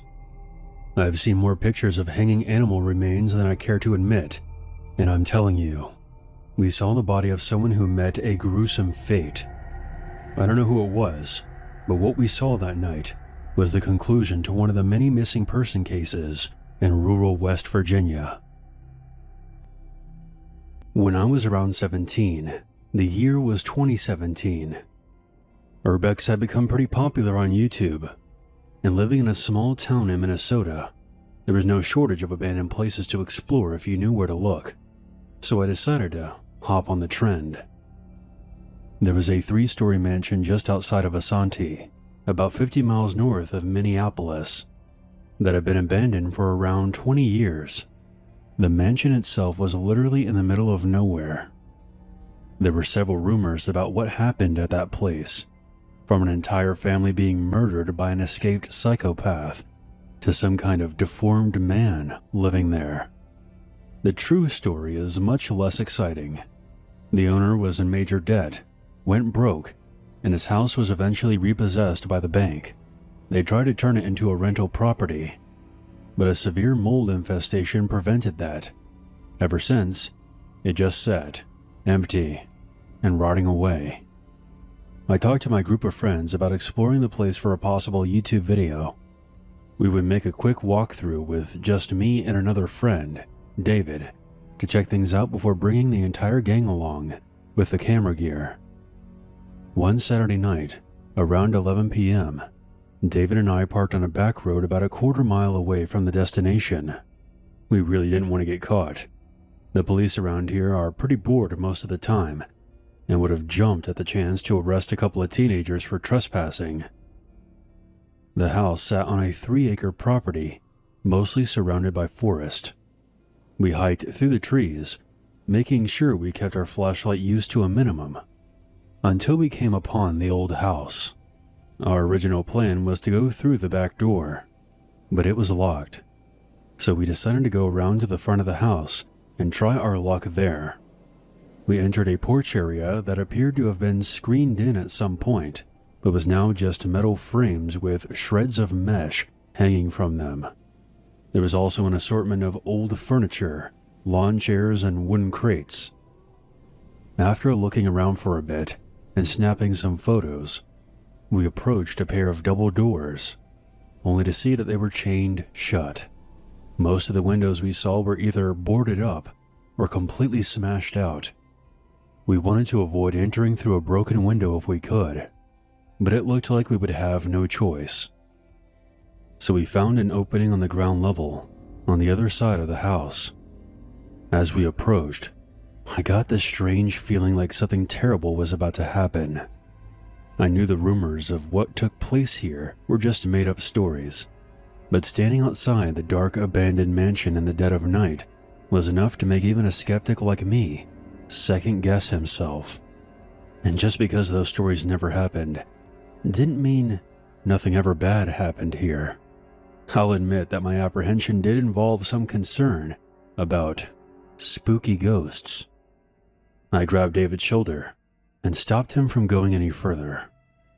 "What's the problem?" "I thought I heard something. Just listen." In truth, I hadn't heard anything. I just wanted him to stop walking so we could both listen before entering the old house. We were approaching the open window from an angle, so we couldn't see directly into it. But it's a good thing we stopped when we did, because what we heard next was far scarier than what I had initially been concerned about. The pump of a shotgun is a sound that immediately grabs your attention, and that's exactly what we heard coming from the open window. As soon as we heard it, David and I hauled ass in the opposite direction, running back toward the front porch and making our way around the other side of the house, the way we had come from. As soon as we made it back to the tree line, we heard a gunshot coming from the mansion. I'm not 100% sure if someone was firing at us, because the blast did sound like it came from somewhere inside the mansion, but we weren't sticking around to find out. We backtracked to the car and got the hell out of there. Needless to say, we never ended up filming an Urbex video there. I'm not sure what was taking place inside that old mansion the night we went there, but someone was inside that house with a loaded shotgun. It could have been just some vandal putting in some target practice, but something tells me they were waiting for us to come within the direct line of sight of that open window. Shotgun aimed. I don't know that for sure.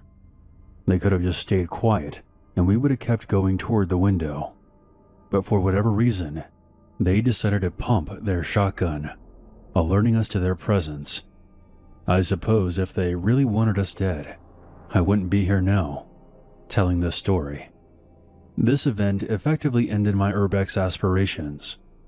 We never returned to Shotgun Manor.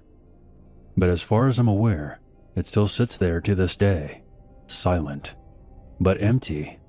I couldn't tell you.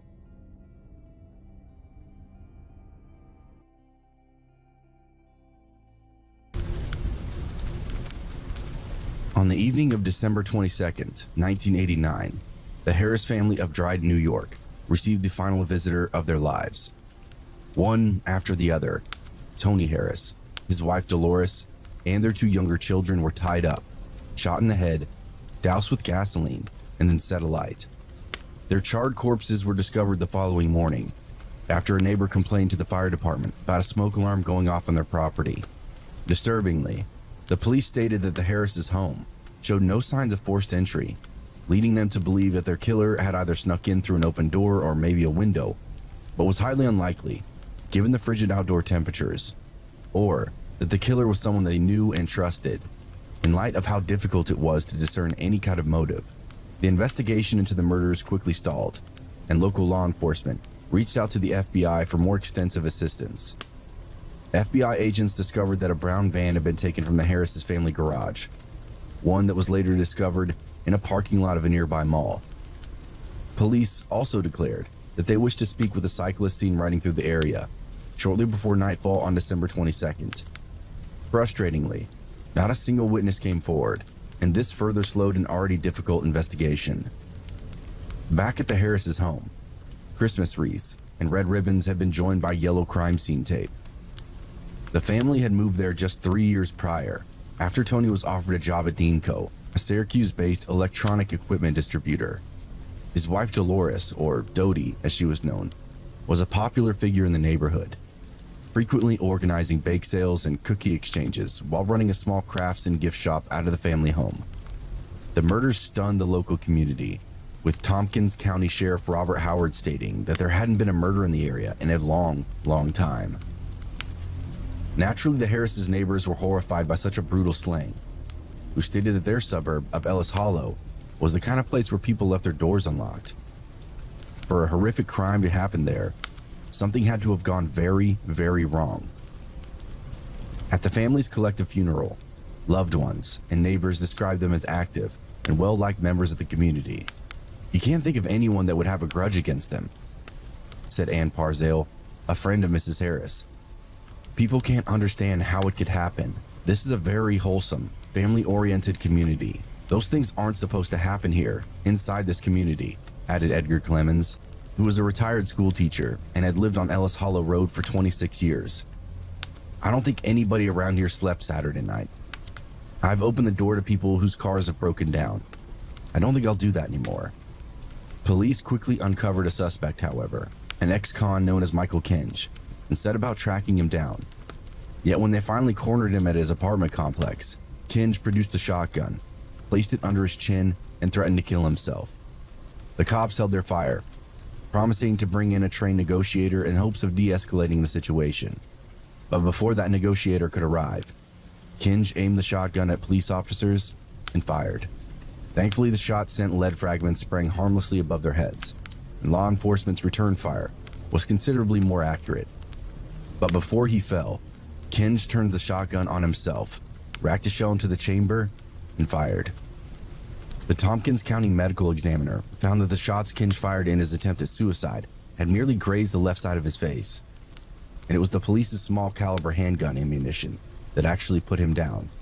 However, given the circumstances of Kinge firing a shot at them, his death was ruled a justifiable homicide. Obviously, Kinge was never put on trial for the murders, but his suicide by cops situation was seen by many as a tantamount to his admission of guilt. This was later confirmed when a sawed-off rifle found in the suspect's apartment was positively identified as the weapon used to kill the Harris family. Kinge's mother was wrongly convicted of being involved in the murders and ended up being a major police scandal. But aside from this horrifying miscarriage of justice, the really disturbing thing is that the motive behind the killings was never determined. No one knows why a small-time crook like Michael Kinge just suddenly snapped and chose the most wonderful time of the year for one of the most heinous crimes in history.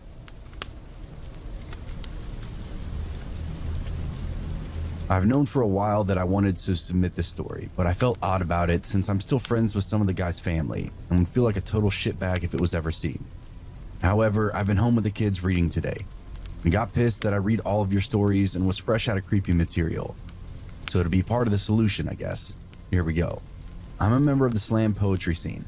Basically, it's an excuse to get people to listen to a performance poetry by adding a competitive element to things. After running through the small scene in my city and wanting to branch out and push my career further, I started visiting places within driving distance that I could spit. This led me to Charlotte, North Carolina. I started on their local team venue, where you compete to be a part of a squad that goes to a national competition every year. I was doing well and was accepted into the local crew pretty readily. This led to longer stays and features at some of the other venues in the city. I started going to one that was particularly popular, that was good for selling CDs, and this is where I met this guy. He worked as a barback, occasionally got on stage and shared. Frankly, it was always shitty poems. He was the brother of the host and everyone knew and liked him. He began flirting with me more and more. Although in my loose days, searching for acceptance and love everywhere, something always kept me leery. I'd gladly accept the drinks he sent over, smoke his weed with the group in the stockroom between sets, and hang out at parties and other events. But I always had this tickle in my gut, warning me to not get close. But over a year or two, we continued to become friends. After a while, he started calling and texting me more often, poking me on Facebook daily, sending messages about wanting to be more than friends, and he wanted to find a snow bunny and settle down. Again, I never entertained it. There's just something gnawing at me. The crazy in his eyes was too hard to miss. Eventually, I moved to Denver to take a position teaching poetry and work at a friend's law firm. The second Christmas that I was there, I got a call. One of my friends from Charlotte relayed the following message. He'd found his white girl and gotten married. They seemed happy at first, but slowly began fighting more and more. It spilled over into the venue, and often they had to be separated by friends from physically attacking one another in public. One friend, later thinking back, remembers the last time that she saw them together. Him pushing his wife, following by her throwing a drink in his face, and scratching his neck deep enough to draw blood. She said after the couple had been dragged away from each other, she sat with him and smoked a cigarette. She says she laughed and said, "You guys are going to kill each other." Around Christmas of last year, his wife stopped coming to the bi-weekly events they both attended regularly. He explained it away that they were on a break. Time goes by. No one really questions that they hadn't seen or heard from her in quite a while, thinking she was breaking from the whole scene in order to put distance between herself and her husband. Her parents, however, hadn't heard from their daughter since Thanksgiving dinner. They would call him, and he would say everything was fine and blow them off. This continues until a week after Christmas, knowing their daughter would never miss a holiday, at least without a call. They call the police and send them over to the couple's home for a well body check. The cops arrive. They knock on the door and are let in. They ask him where she is. He replies that she's still in the bedroom. He shows them to the room where she lay there, dead for weeks, rotting in their bed. Oh, and he killed her little dog too. During this time, he'd been attending events, hosting hip-hop nights, and even publishing a blog on making a marriage work on one of the local organization sites, never once letting on that every night he was going home and sleeping with his murdered wife. The sickest part of all of this, he has a child from another relationship, a daughter whom he gets to celebrate with every other holiday. That Christmas, they opened gifts, had dinner, cuddled up on the couch, and watched movies, less than 100 feet from her decaying stepmother. I don't know what would have happened if I'd ever taken him up on the offer to date. But I do know me and my gut are going to stay on speaking terms, and I will always listen to it.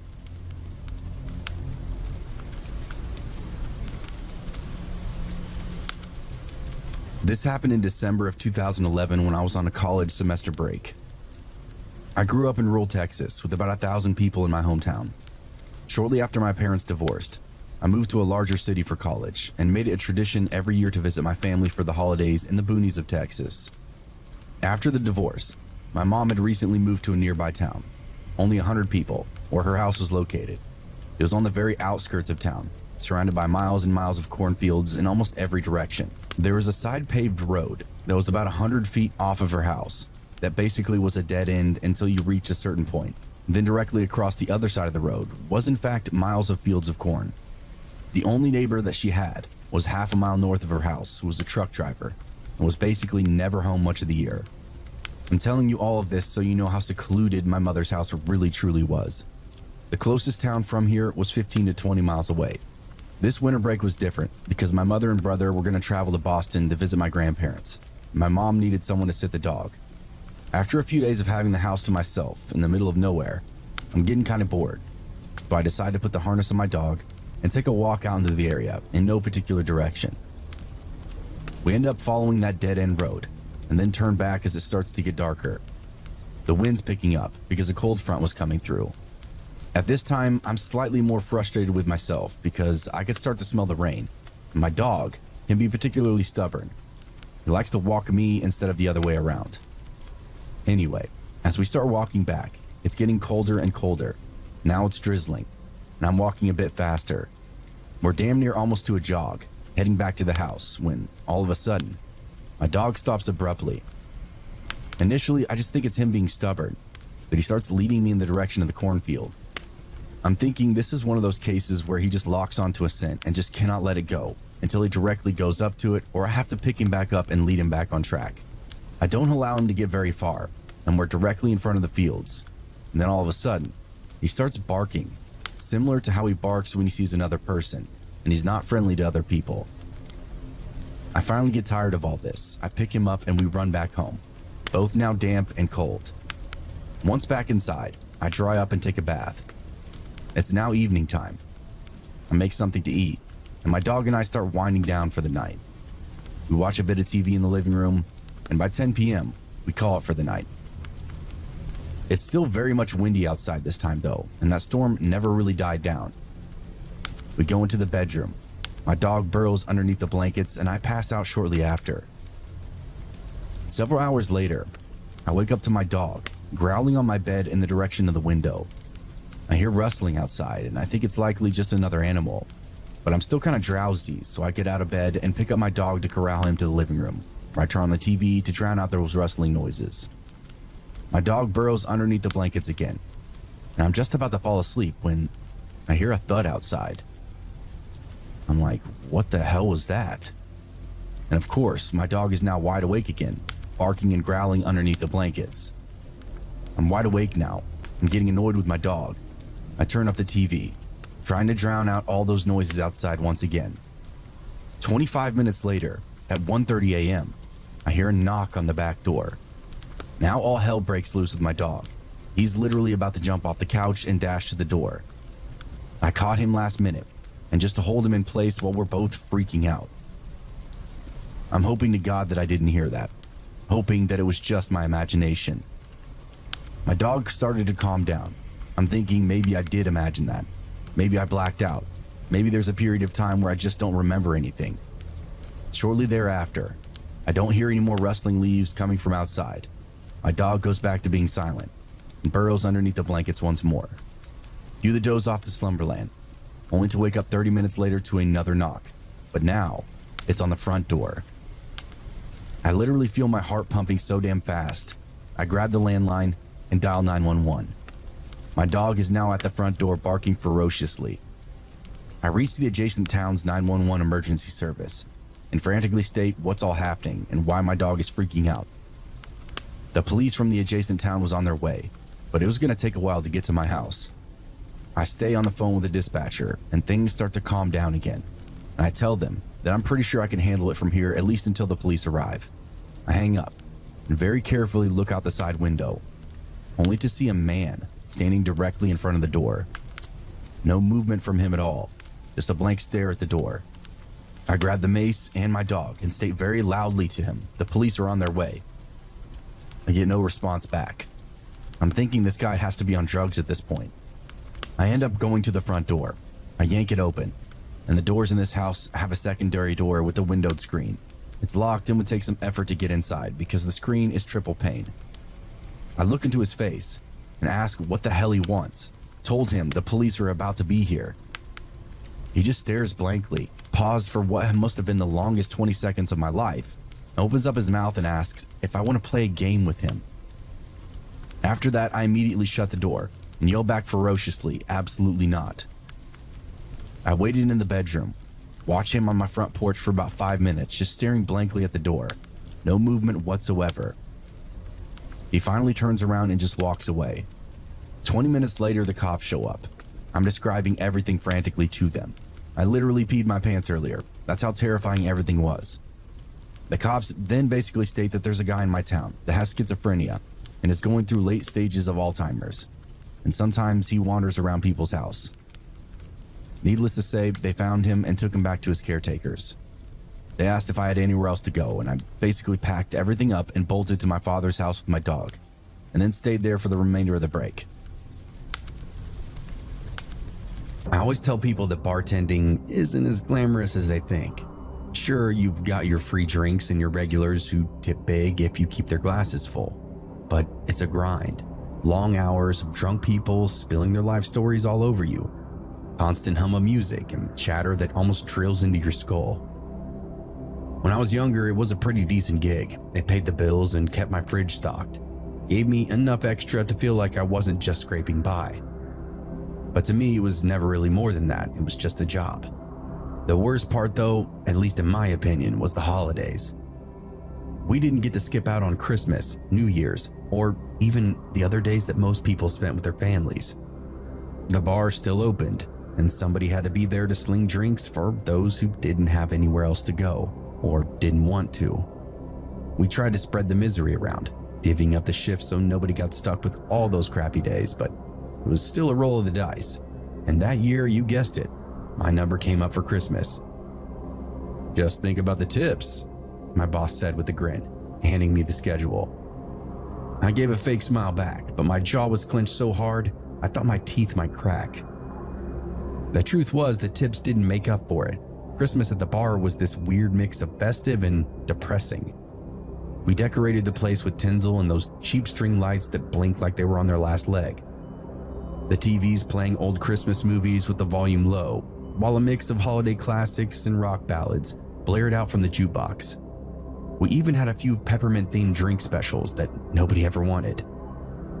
The crowd that came in was always pretty predictable, mostly regulars, the same old guys who occupied the same stools every week, nursing their beers and swapping stories about when life was better.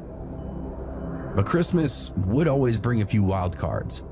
The lonely ones, looking for somewhere to go or somebody to talk to. They'd wander in with red noses and wide eyes, clinging to their coats like they'd been outside just long enough to lose all their warmth.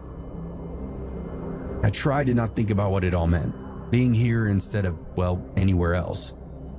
Just keep my head down, pour a few drinks, and watch the clock crawl towards closing time.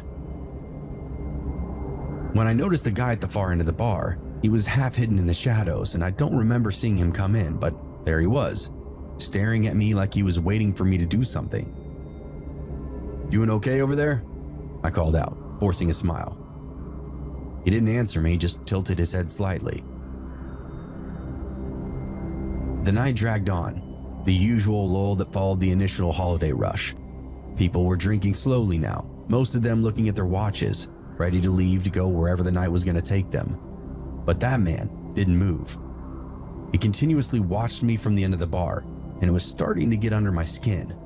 His eyes almost seemed to never leave me, dark and unreadable. I kept busy, wiping the counter down, pouring drinks, and trying my best not to glance over at him. But it was like he was pulling my attention and forcing it back to him. I tried to brush it off, but the longer I worked, the more uncomfortable I started to feel. Finally, I couldn't stand it anymore. "Can I get you anything else?" I asked, setting the glass down that I'd been cleaning. His voice was low and there was an edge to it. "You got any of that special drink you were talking about earlier, the peppermint one?" "Yeah," I said, forcing a smile. "We got a few, they're on the specials menu." He gave a single nod and still didn't break eye contact. I turned away to fix it. The feeling of his gaze stayed with me though, gnawing at the back of my neck. I handed him the drink, but he didn't move to take it. Instead, he just sat there, staring. "You're not gonna tell me what's really going on, are you?" he said. I paused, my hand still hovering near his glass. I blinked and was completely unsure of how to respond to him. "Excuse me?" "I know something about you," he said, leaning forward just slightly. "You don't belong here. Not tonight." I forced out a laugh. It's just a job. I'm here like everybody else." He didn't laugh with me. His head tilted again. The rest of the night seemed to pass in a blur. The bar cleared out and just a few of the regulars were left, nursing their drinks. Occasionally I would steal glances at the man, but he never took his eyes off me. Every time I turned, I felt his gaze follow. He had not moved from that spot, but I had this distinct feeling that he really wasn't sitting anymore. He was waiting. By the time I finished cleaning up, the place was almost empty, save for a few people who were still finishing their drinks. I locked up and hit the lights and grabbed my coat. That cold hit me immediately as I stepped outside. My car was parked near the back of the lot, half buried underneath fresh snow. I had planned to call for a tow truck, but I thought better of it. It's Christmas Eve. I didn't want to bother anybody on a night like this, so I just figured I'd walk home. My walk really isn't that long. It's only about 1.5 miles, but in the freezing cold with the snow biting at my skin, it would feel like an eternity. The streetlights flickered in the distance. The world felt quiet. As I reached that first intersection, I checked both ways. No cars, no movement. The street was still, just like the rest of the city. I took a quick breath and stepped onto the crosswalk. And that's when I heard footsteps. At first, they seemed distant, almost like I wasn't sure what I was hearing, especially with the wind howling and the snow crunching beneath me. When I turned, I saw him. There he was again, the man from the bar. I froze. He was walking in my exact footsteps, keeping pace. His head was down and his breath was rising up in clouds. I quickened my pace, the heels of my boots clicking against the pavement faster now, but when I looked back, he had closed the distance. I glanced around. No cars, no businesses, the street was empty. It was just me and him. "Hey!" I shouted, my voice shaky. "The hell do you want from me?" He didn't answer me. My pulse pounded in my ears as I walked faster. He was still behind me, matching every step. I was almost home now, though, just a few more blocks. But then I heard him shout, "You don't belong here," he yelled, his voice harsh and twisted. "You never did." I was close enough now that I could see my house at the end of the block. His footsteps were still behind me, closing in, and I could swear that I heard his breath now, heavy and shallow. Before I could make a move, I felt his hand on my shoulder. My scream was in my throat, but it caught in my chest as I was shoved hard against the cold brick of a building. His breath was hot against my ear, his body pressing in close around me. "Please," I gasped, struggling to free myself. "Get off me, what do you want?" I got no response, only his grip tightened, and for a moment I thought this was it. I would be left out here in the dark, no one to help and no one to stop him. And that's when I heard another shout. I looked up, trying to focus through my panic. Across the street, I saw 3 men walking toward me, their eyes wide with alarm. They were carrying something, cases, musical equipment maybe. They set them down in the snow and quickly rushed toward us. "Get off her!" one of the men yelled, his voice deep and pretty commanding. The man who'd been holding me stepped back and muttered something under his breath. He turned and quickly ran down an alley before the trio of men could even reach me. Those men stayed with me as I shakily called the police. They were kind, offered reassurance while they kept their eyes on the alley. It felt like forever before the police finally showed up, and when they did, they couldn't really find any trace of the man. I still didn't feel safe, even with them there. Those men insisted on escorting me home, making sure that I got inside without any more incident. When I finally closed that door behind me, I breathed a sigh of relief, but even then, I couldn't shake the feeling that I was no longer alone. The man had seen something in me, and something that I couldn't quite explain. But thankfully, I never saw him again.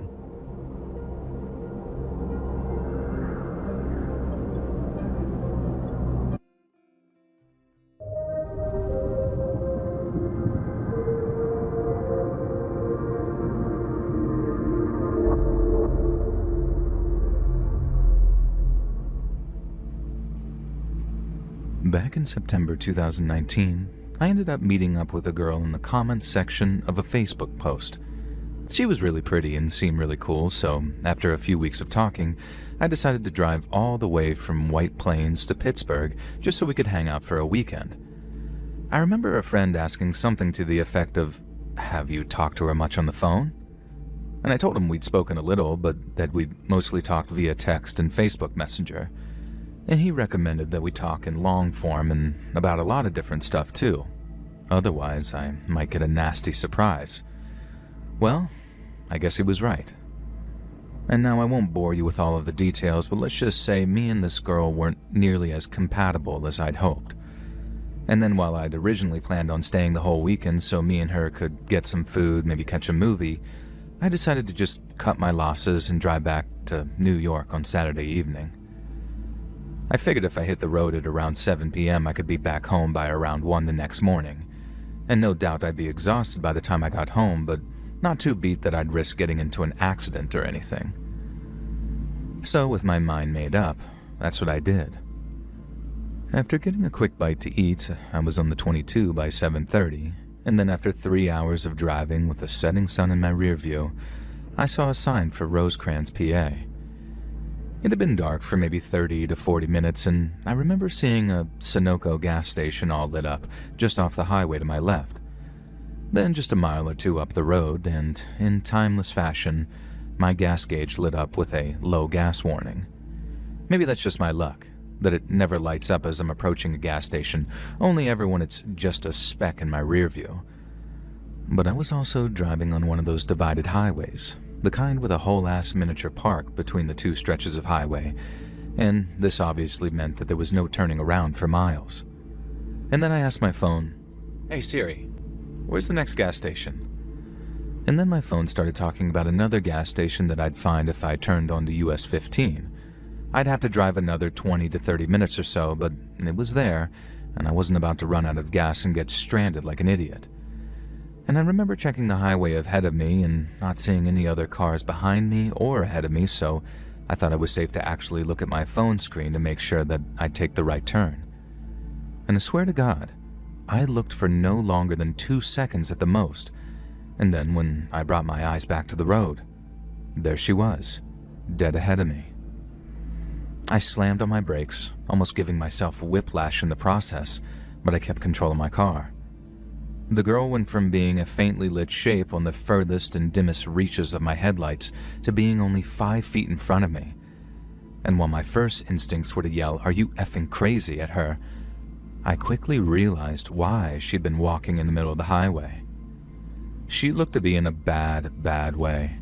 Her clothes were all torn up, and there was blood in her hair from what looked like a head wound, and I didn't see it until she climbed into my passenger seat, but she wasn't wearing any shoes either.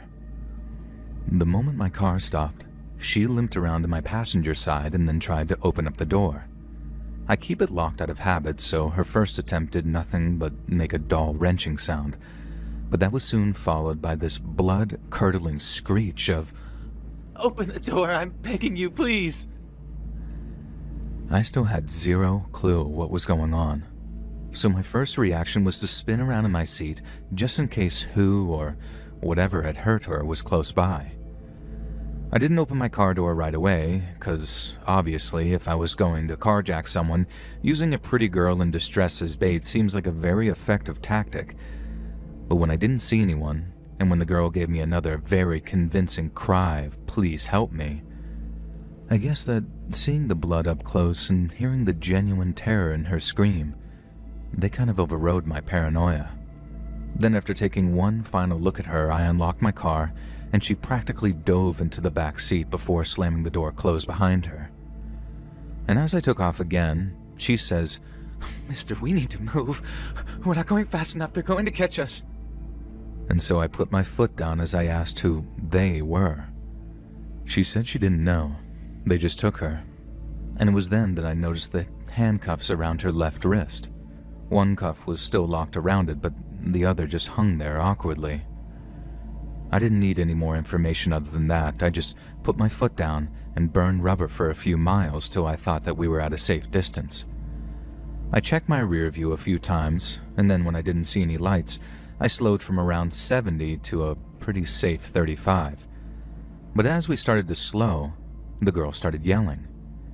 And she says, "Why are you slowing down?" And before I could even answer, she says, "Go faster, what are you doing?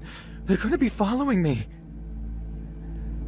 I'm kind of freaking out internally, but I told her there was no one in sight, and we also wouldn't be going anywhere if a cop came the other way and caught us doing a buck and change. But then she says, "You don't get it. We want the cops. If those guys catch me, they'll kill you too." And I guess when you think about it, I didn't doubt that. If whoever she was talking about had been willing to handcuff her before trying to crack her head open, I have no doubt that they'd put a bullet in me to get her back. It was also kind of a relief to hear that thing about the cops too, because when I saw the handcuffs, there was a part of me that thought, "Jesus, please don't accidentally be harboring a fugitive right now." But it wasn't the cops she was running from. I sped up a little, pushing things back up to 60 plus so we were moving without breaking any speed limits. And then I was checking my rear view every other second, expecting a pair of headlights to appear. And that's when I remembered my goddamn gas tank and how it was almost empty. As you can imagine, the girl was not excited when I told her that we needed to stop for gas at the next town. She didn't want to believe it at first, that the driver she thought was going to save her had a fuel gauge in the red, and she started freaking out in the passenger seat, screaming the F word over and over until I managed to talk her down. I put my foot down again, picked up some speed, and then told her to call the cops and tell them to meet us at that gas station that we were about to pull to. The girl grabbed my phone from the dash and called 911, and then over the next minute or so, I listened to what she said and got a little more info on what had happened. She didn't go into too much detail, but after telling the cops where we were going, she explained to the dispatcher that she'd been kidnapped, taken someplace out in the woods, then handcuffed to a metal pipe which she'd broken to get free. She said, "I don't know a lot, so I'm assuming in response to questions like who were they or where exactly are you right now." But I also learned that she'd been held for a couple of days by that point, and whoever had been holding her captive had done some disgusting and evil stuff to her. It was no coincidence that when she started detailing some of the stuff she'd endured, I noticed my speed gauge creeping up to 75. It was making my skin want to crawl off my bones just listening to the stuff those creeps did to her. And in my head, I guess I imagined them to look something like monsters. Little did I know, I'd be meeting them sooner than I thought. So we kept on speeding down the highway until we reached the turn that I'd read about, and then after maybe 5 more minutes of rolling through small-town Pennsylvania and sticking to the speed limit, we came to that gas station where we were supposed to meet the cops. But they were nowhere to be seen, and when she realized this, the girl started to freak out again. She started yelling at me, saying, "Where are they? They said they'd be here. Where are they?" And I tried to calm her down by explaining they were probably on their way. But this did nothing to keep her calm. For a few minutes, the girl sat in my passenger seat, watching a car pass here and there and getting super freaked out about who it might be. Then when a car pulled into the gas station and stopped at a pump, she says, "Oh, screw this. I'm getting out of here." She then jumped out of my car and ran off onto the street behind the gas station and toward what looked like a thick patch of trees. Now I screamed at her to wait, but she didn't even look back. She just kept on running in her bare feet, with that half a handcuff still dangling from one of her wrists. And then she was gone. My yelling attracted the attention of the guy who just pulled in to pump gas, and for a second, I thought that he might have been the guy the girl was running from. But when I told him everything was under control and the cops are on the way, he nodded quietly and returned to his vehicle. Since the girl was sure that she was being followed, I'd parked my car facing the whole gas station, not near a pump. But since the girl decided to run off and take her chances elsewhere, I figured that I'd do what I went there to do in the first place and actually fill up my tank. And so I got back into my car and drove around to the pumps and was opposite the guy that I'd talked to about calling the cops. Now at this point I'm just kind of reflecting on everything, but we swapped a little small talk about the girl and I explained how I'd picked her up on the highway, scared out of her mind. And he agreed it seemed like something really bad was going on, and then he wished me luck with the cops before he paid for his gas and drove off. But no sooner had he pulled out when another car came rolling into the station. It was a 4-door sedan, a pretty nice one too, and it pulled up to the pump just behind me. 3 men then got out, all real regular-looking guys, probably in their 40s or 50s, and then instead of pumping gas or walking over to the store to buy snacks, they started looking around the area like they were searching for something, or maybe someone. I'm keeping one eye on my gas pump and one eye on the guys that just pulled up, and then suddenly, the oldest of the 3 says, "Hey, you haven't seen a little lady walking around here, would you?" Now, I've always been a really bad liar, and I knew a straight no probably wouldn't pass with this guy, so when the older guy asked me if I'd seen her, I said yes. But then, instead of telling them the whole truth, I told them a version of it. I said that I'd seen a crazy-looking broad in the middle of the highway who tried to get me to stop, but since I was pretty sure she was about to try and carjack me, I kept my door locked and drove around her and sped off. I knew not to look him dead in the eyes, so I looked around him and his buddies and then asked, "Why? What's this about? She escaped from like a insane asylum or something?" And the three of them just sort of laughed, and I figured that I might have, sold them on my performance. But then as the older guy stayed in front of me, his two buddies started flanking me on either side, with one looking at my car and the other looking off in the direction that the girl actually ran. The older guy then suddenly asked me, "Did you call 911?" And again, in what was a version of the truth, I told him I had. I didn't mention anything about arranging to meet the cops at that gas station. I just said that I called them because I was worried some crazy B-word was going to end up splattered on the highway, and some poor schmuck like me was going to end up going to jail over it. I'm not saying it was an Oscar-winning performance, but I tapped into some genuine emotion there.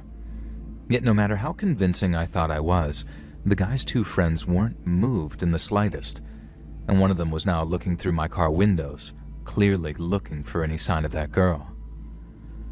I think those were some of the scariest, most nerve-wracking moments of my entire life, praying that girl hadn't left anything behind on the passenger seat when she'd bolted, something like a scrunchie or maybe some of her clothing.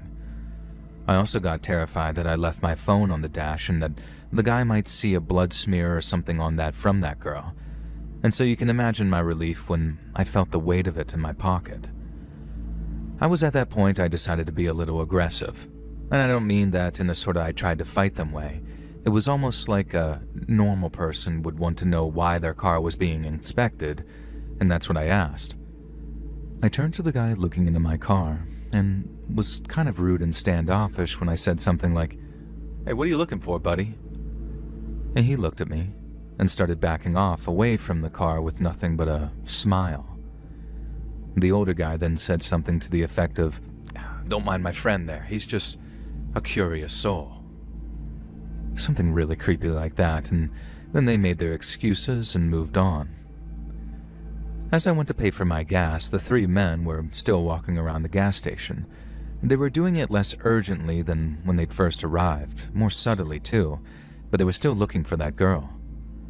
I walked up and down in that store after paying for my gas, making out like I was just an indecisive snacker, and then a few minutes after, the three guys got back into that sedan and left.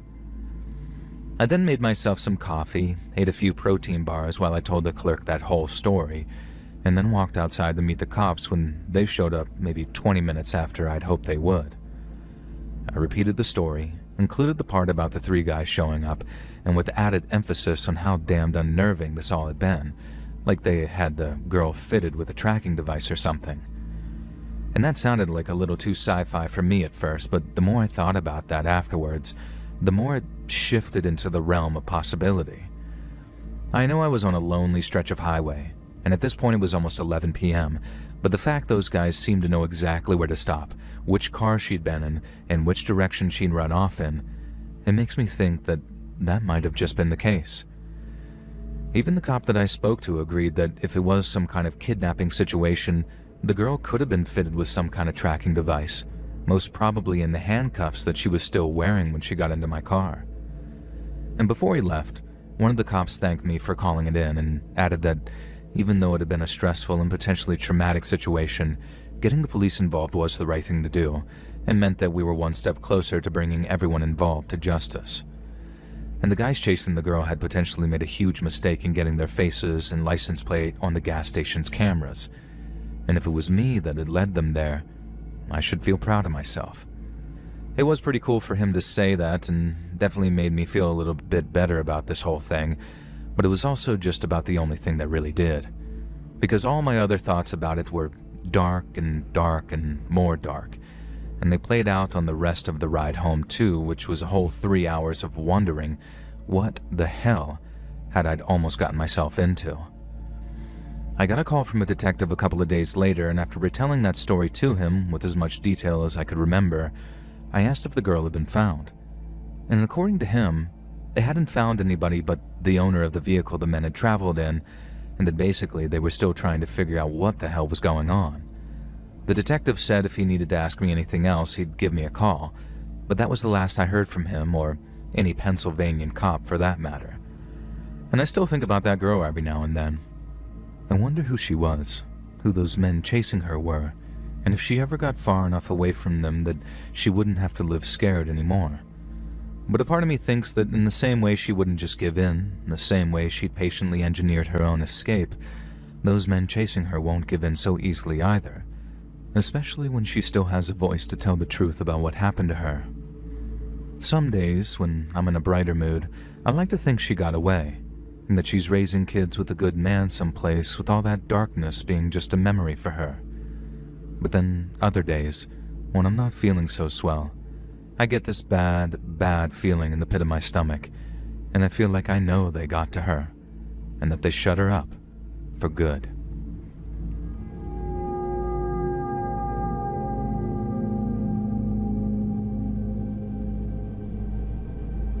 My name's Nick, and I'm from England. Back in the mid-90s, when our son was still only 4, we went on a family holiday to Tuscany in Italy. My wife had found this incredible villa in a holiday brochure, which was up in the hills above a place called Lucalena. It looked like a little slice of paradise, and it was shockingly cheap compared to some of the less rural villas and apartments.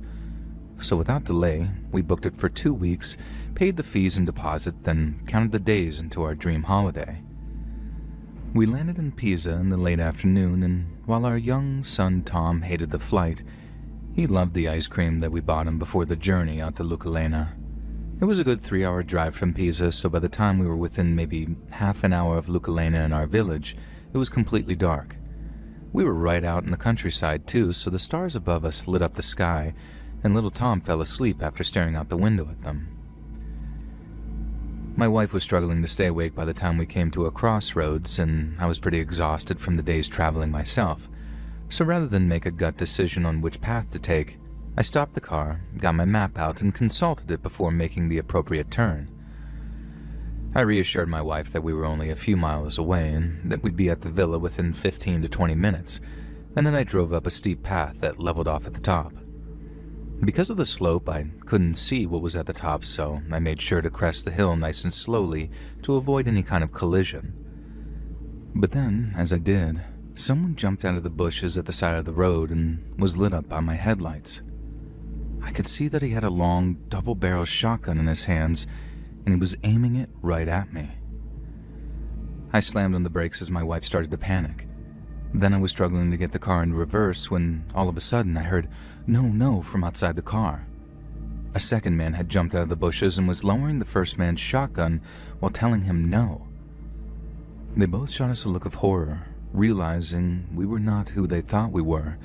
Then the second man, who stopped the first from shooting, walked over to the driver's side window and tapped on the glass. When I rolled it down, he gave me and my wife this big nervous smile as he said, "Mi dispiace molto, signore," which I knew from my Italian phrasebook meant, "I'm very sorry, sir."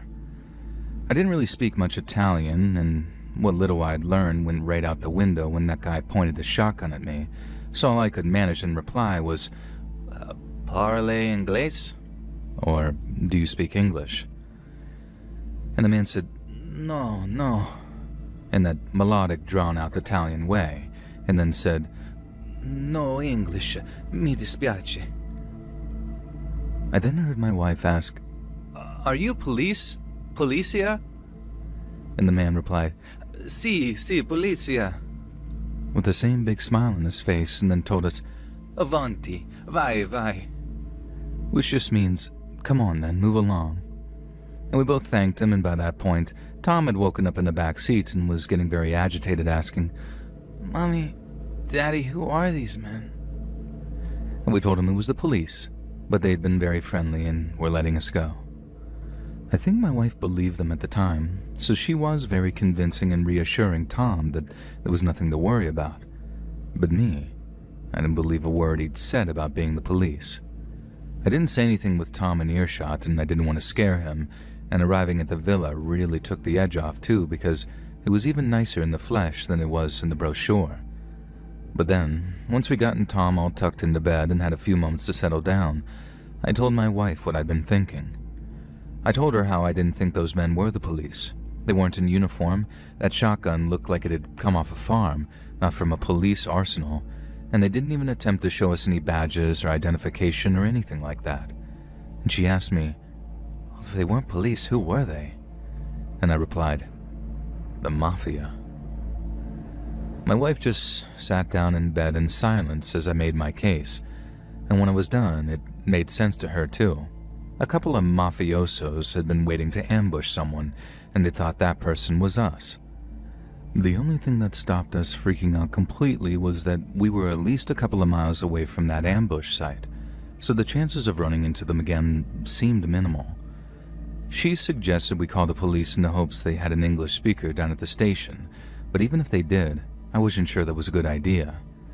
The idea of rocking the boat like that made me feel even more nervous than having that shotgun pointed at me and my family, because while that whole thing had apparently been a mistake, having us snitching on the local mafia on our first day in Italy was a deliberate act that might well bring us some undue attention. I'm not saying it was an easy decision to make. I was furious that some idiot had pointed a gun at us, but it quickly became a question of, if we're going to be staying there for 2 weeks, what was the course of action that was going to keep us safest? And that's how we decided to honor that age-old mafia tradition of keeping our bloody mouths shut. The next day, we decided to walk down to Lusalena to do some exploring, and that's how we found this little bar that served paninis, espresso, and assortment of little pastries.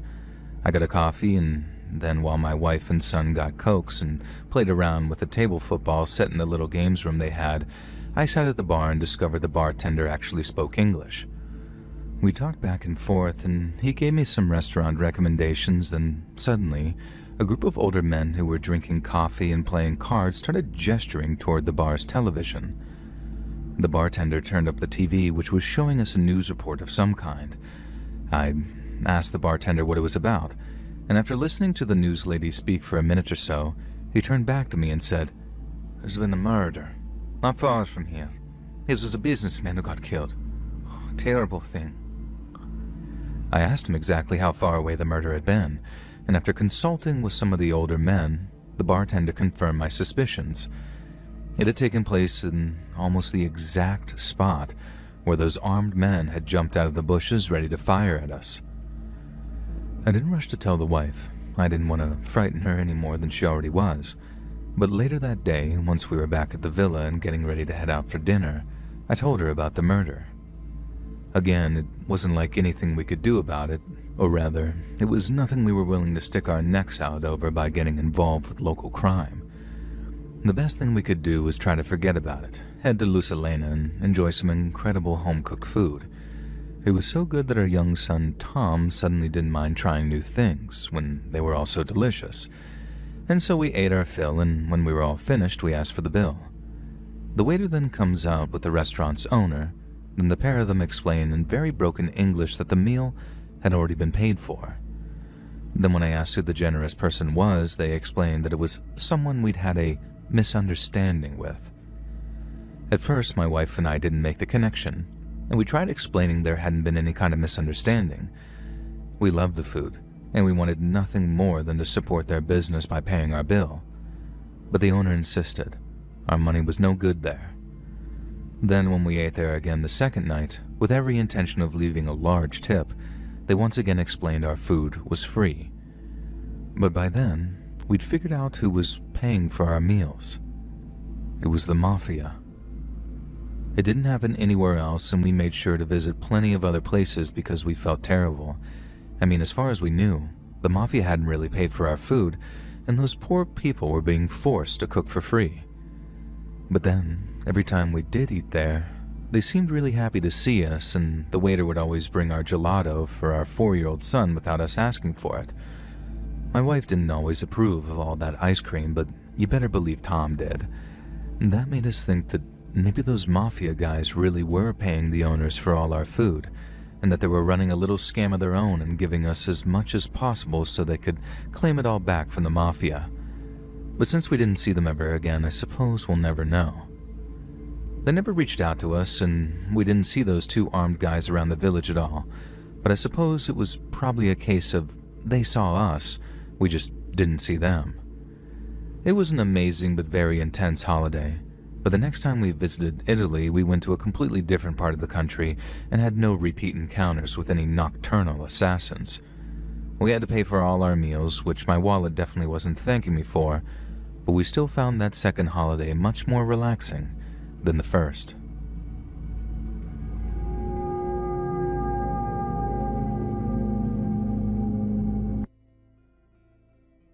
I recently acquired a new roommate.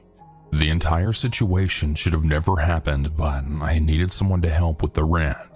So a Craigslist posting later, he moved in. His name was Greg, and he disclosed to me that he did have some strange sleeping behaviors. Sleep talking, sleepwalking, and night terrors. Funny thing was that I had a history of sleepwalking myself, but only on rare occasions. The first incident occurred about 1 week later when I had heard him screaming in the middle of the night.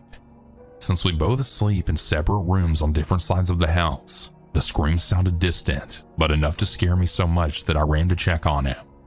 As I got closer to his bedroom, he stopped screaming, so I just went back to bed. For the next month, he had no issues. I noticed that he had no friends or family that would visit, and I never saw or heard him on the phone or texting. Then another random night, Greg started screaming. The same thing. I got up and started to go to his room, but he'd stop. Then one night I was awoken by screaming in my bedroom. I couldn't see anything in the panic, so I turned on the bedside lamp, and he was at the foot of my bed wearing some sleeping clothes, athletic shorts and a t-shirt. Scared me, so I started screaming and woke him up. He apologized and went back to bed. Then the scariest thing happened. About 2 nights later, I awoke to clanking. Sounded like tools and hammers tapping. I turned on the light to see Greg kneeling down in a corner working on something with his hands. A few seconds after turning the light on, Greg froze, then slowly turned his upper body around and stared blankly at me while I laid in bed. I was beyond creeped out, so I slowly slid out of bed and left the house. After sleeping in my truck down the road in an empty church parking lot, I returned to the house at about 8 in the morning. Greg was gone. All of his belongings were gone. No signs of him anywhere. It was like he never lived there. I don't know any of his friends or family, so I had no one to call about him. Days turned to weeks, weeks into months. When I moved out after the lease was up, I was moving my furniture out of my bedroom. In the corner of the room where I last saw Greg kneeling down, I realized the floor vent for the air conditioning was loose. Inside the floor vent was an envelope with a ton of pictures of me sleeping. The pictures had handwritten dates and times written on the back of the pictures. The only other item was a whittled down wooden broom handle brought to a point. I truly believe Greg was preparing to kill me that night, and he realized it. Because it was the sleepwalking Greg that was going to do it, he left to save my life. It appears Greg had been coming to my room almost nightly, and he was working on making the broom handle a stabbing weapon, and I had never heard. Not until the last night I saw him.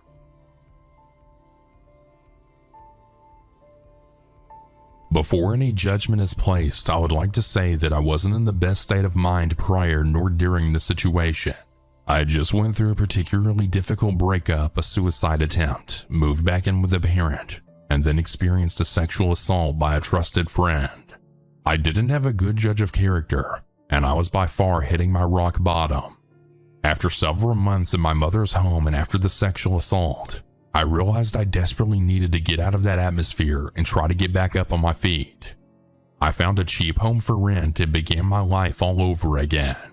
It wasn't the nicest place, certainly not as warm and comforting as my last place, but it would do temporarily.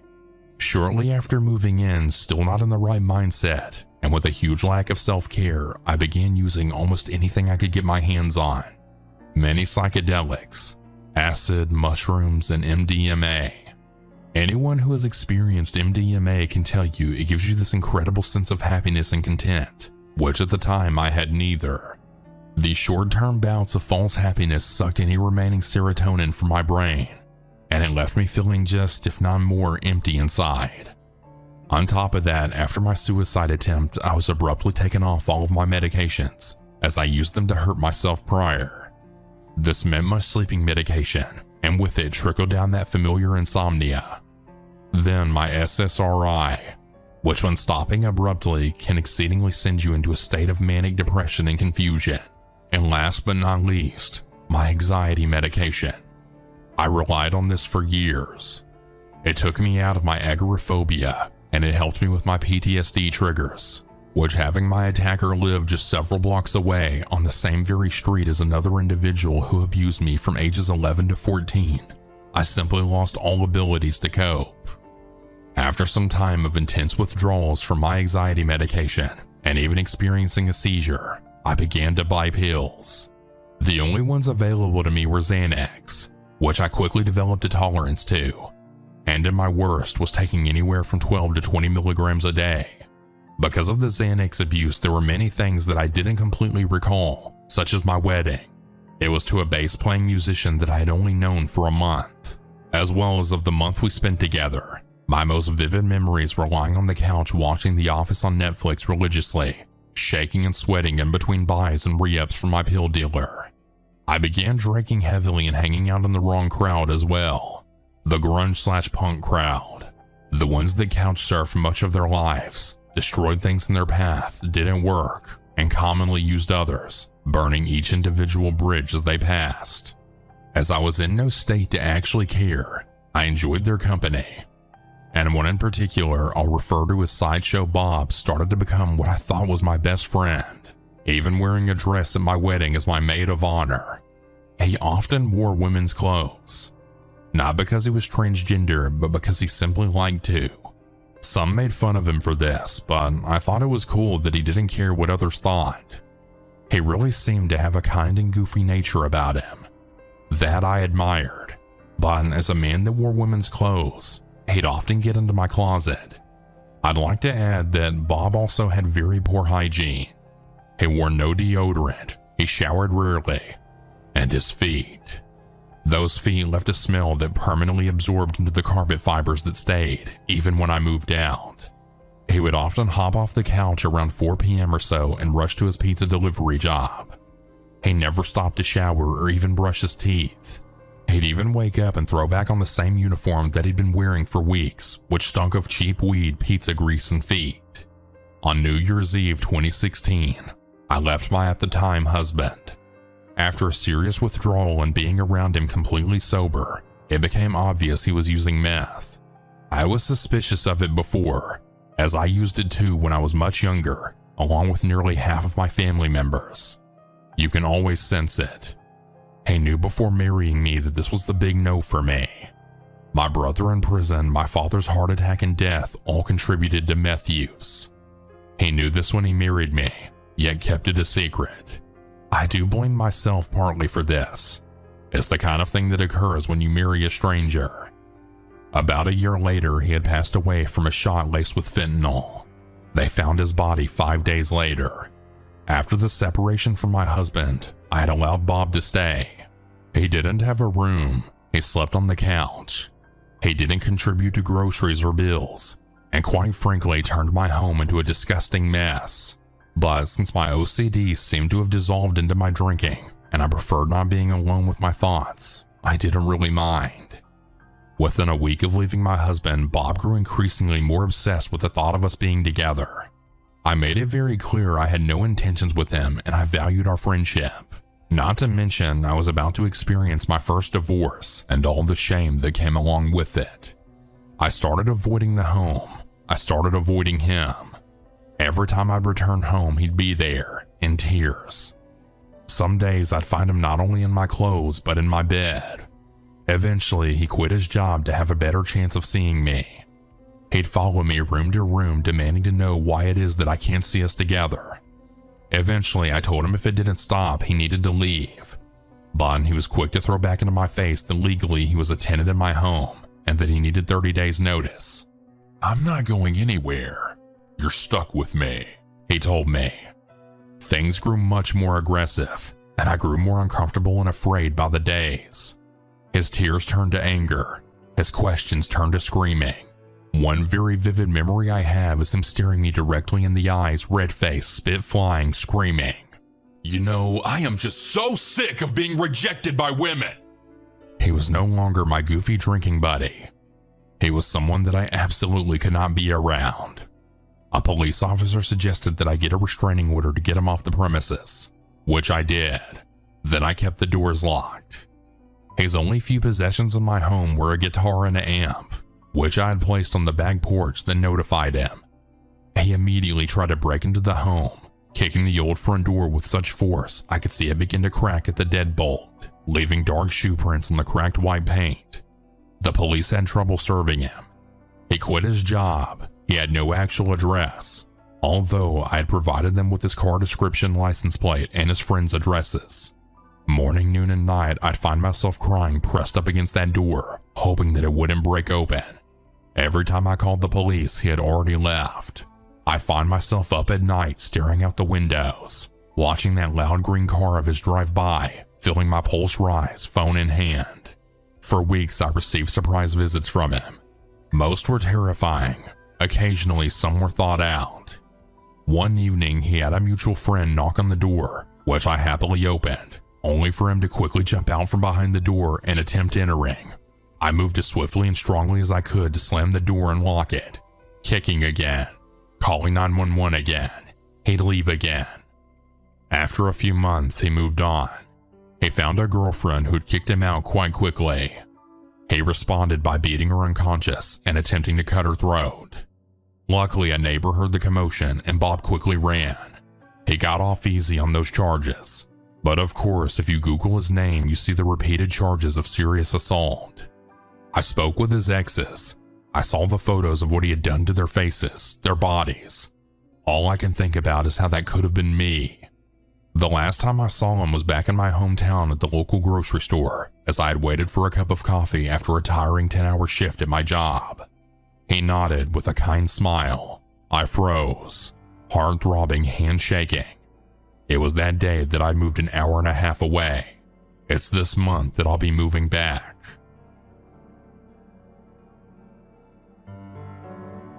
Names have been changed to protect the deceased, and for anonymity as well. After high school many years ago, I was in a bad place. My guardian had kicked me out after graduation. She didn't help me find a place to stay, so I lived in my car for a couple of months. I met some heavy metal dudes at work one day. I had seen them around town and all of my other friends knew who they were. Everyone loved them.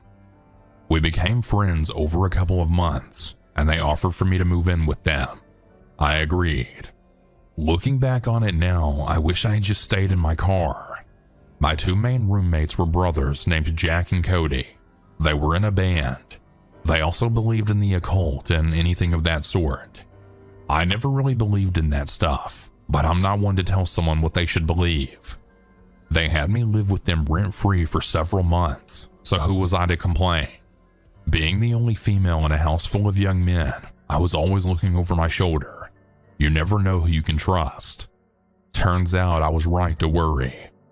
Over time, their friends had started to stay with us for longer periods of time, sometimes weeks. Their friends were another group of brothers that they had gone to school with. There were 5 brothers in total, but only 2 stayed with us consistently. The younger brother Sam was very polite. He cleaned up after himself and he always helped with the household chores. The other brother Kevin had a laundry list of mental problems.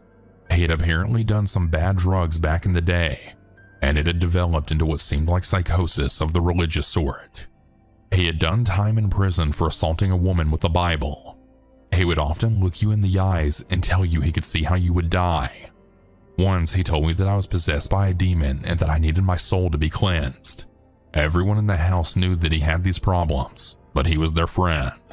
They had helped him through the hard times and gave him a place to stay.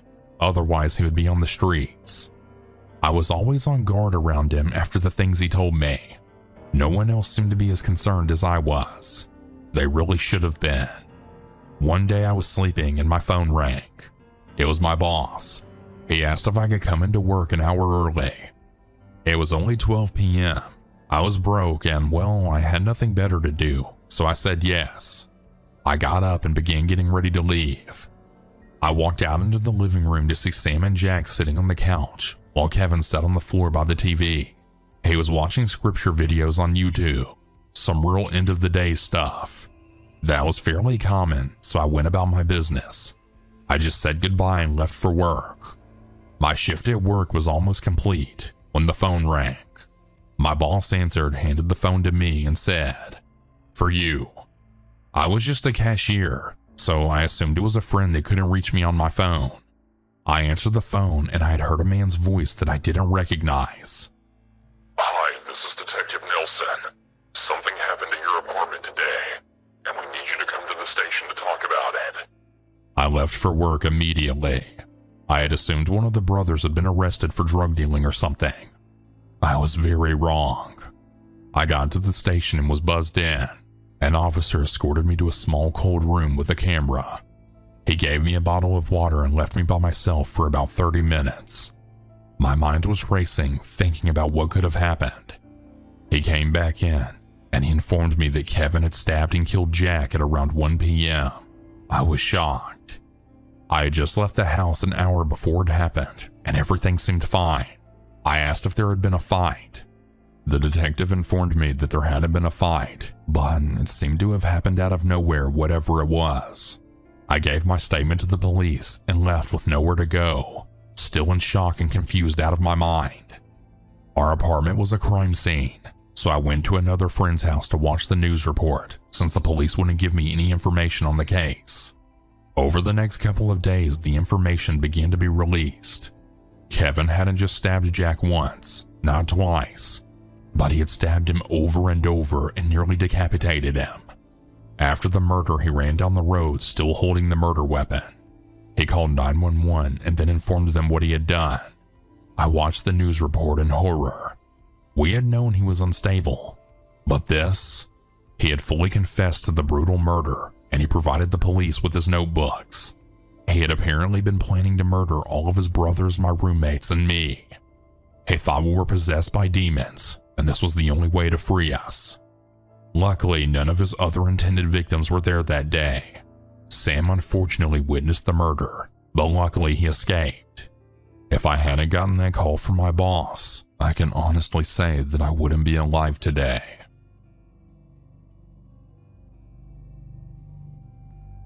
Okay, so this is gonna be a long one about my creepy uncle who used all kinds of weird technology to spy on anyone he could, including my family and I. So my family of 5 happily welcomed my uncle, who's my mom's brother, into our home as a roommate a little over 10 years ago, maybe even longer. We'll call him David for the purpose of this post. David, over 40 years old at the time, was very kind at first. He was also hardworking, and to himself for most of the years that he had spent in our home. He's always been really interested in technology and spyware. If it had a camera or could listen and record, he was highly interested in it. He was pretty private about his room and computers, and we never invaded his personal space because he never gave us a reason to. As time passed, I'd say 6 years, we noticed his behavior got a little more introverted and private. He was extremely depressed and paranoid, but he refused to address these issues, so we left him alone for the most part. As far as I know, he was involved with chat rooms and listening devices. He started drinking pretty heavily, and would sometimes steal my mother's prescription pills to catch a high. Again, these things were pretty much touch and go, and no one in the household really knew how to address his worsening behavior. My dad would occasionally question him and his actions. We don't allow alcohol in the home because my dad used to struggle with substance abuse himself, and he's been living sober for quite some time now. Anyways, we gave him an ultimatum: stop drinking or leave. This worked for some time, but he would just hide from us when he drank, lock himself in his basement room for hours, sometimes even days. We knew he was drinking though because at random hours of the day you could hear anger-fueled screams coming from his room in the basement level. That or loud techno music that would thump until 12 a.m. The last 2 years specifically have been really hostile and strange between him and our family. Anytime he would return home, he'd be highly intoxicated and ready for bed. None of us would interfere because it wasn't uncommon to get into an argument with him about his odd behavior and heavy drinking. I was a 19-year-old female at the time, and my father was over 45. He became really hostile towards both of us. He would purchase a lot of strange devices designed for listening or watching, which made us all intensely uneasy and on edge. My father told me that once he came home with these new sunglasses and excitedly told my dad that they're really great for watching people, and that he had spent the whole day at the park lurking on strangers. I don't believe that he had any malicious intent towards anyone, but his fascination with spying was honestly unnerving and a big red flag. We demanded that he leave and seek residence elsewhere, gave him a deadline, and even offered him helping finding a new place to live. He ignored us for weeks and pretty much refused to leave our home. My mother didn't know how to handle the situation, especially because it was her own brother. She feels like we've betrayed our family or forsaken him. Anyways, it wasn't uncommon to find small strange devices all around the house that were absolutely unexplainable if you've never seen them before. Things like movement tracking devices, infrared cameras, or mics that would record any audio that occurred in the room it was placed in. He also had control of our Wi-Fi, and I'm positive that he had access to our browser search history or Wi-Fi related information in general. If we confronted him about his behavior or asked him to pack up and leave, he would threaten us. He would always say things like, "I see everything you do. I heard what you said the other night." Although never knowing what kind of information he was trying to blackmail us with, we were all very uncomfortable with the idea of our privacy being breached. Not having anything to hide though, his threats were pretty hollow and ineffective. My dad wanted to test David and see if he was using devices at our home while he was away from the house. My dad would wait for David to leave in the morning and go to work, and my dad would then shut off the Wi-Fi, sometimes even the power breaker, to see if he would react while away from the house. Sure enough, David would return to our house immediately and question him. "Why's the Wi-Fi off? Why's the power off?" My dad would ask him how he knew about the Wi-Fi being off while he was away from the home. Strange behavior, needless to say. Each time my dad did this, he would return to the house immediately to recover the Wi-Fi and his devices. If he was home and the Wi-Fi went down, this man would have the ultimate tantrum. Everyone would undergo a serious interrogation and be bombarded with accusations involving the Wi-Fi not working. He began threatening my dad specifically, and he would show him his weird spyware that he purchased. David would place the device against the wall and he could hear anyone speaking throughout the home. So much as faint whispers could be heard from the device. David wanted us to know that he could hear everything that we were doing. It was a scare tactic in order for him to remain in the house with us. When he continued to refuse to leave our home after being given a proper eviction notice, we had to seek assistance from the police and court to have him legally removed from our home. We also changed all of the locks in our home to prevent any unwelcome visits from David. Anyways, he's been out of our home for nearly 6 months, and we're still experiencing strange things that have us all on the edge of our seats. Strange faint beeps from different areas of the house, unknown Bluetooth devices that are supposedly 10 meters or less away, and wires that run all around the house.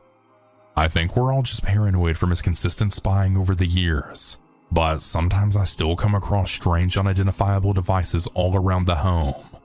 Most of them look inactive and not in use, but I end up smashing them regardless. David tried to insist that we keep his Wi-Fi service after he left, but we had no interest in using his Wi-Fi and immediately removed his router from our home. I discovered that David had climbed through one of our backyard basement windows into the home at some point. I only noticed that someone had been in the backyard because of the fresh snow, which revealed his enormous boot-like footprints. The night that the snow fell, no one was home until hours later. My brother had moved out nearly 2 months before. My mother returned home from work at 3 a.m. My dad returned home at around 12 a.m. My sister had been staying with a friend for the weekend, and I returned home after 7 a.m. after work. I go into the backyard every day to throw a ball for the dog, and when I came across the prints, I immediately felt scared because no one in my family wears a size 12 shoe, and after questioning everyone in the home, they all assured me that they had not been in the backyard as of last night. It was obvious that someone, most likely David, had entered our home through the backyard. For what, we don't know. We haven't found any changes in our home since his unwelcome entry. We have filed a restraining order against him for safety measures, but to no avail. He's still spamming my mother with cryptic texts and threats over the phone. We're so thankful that David is no longer in our home, but somehow he's still traumatizing us with his all-seeing eyes.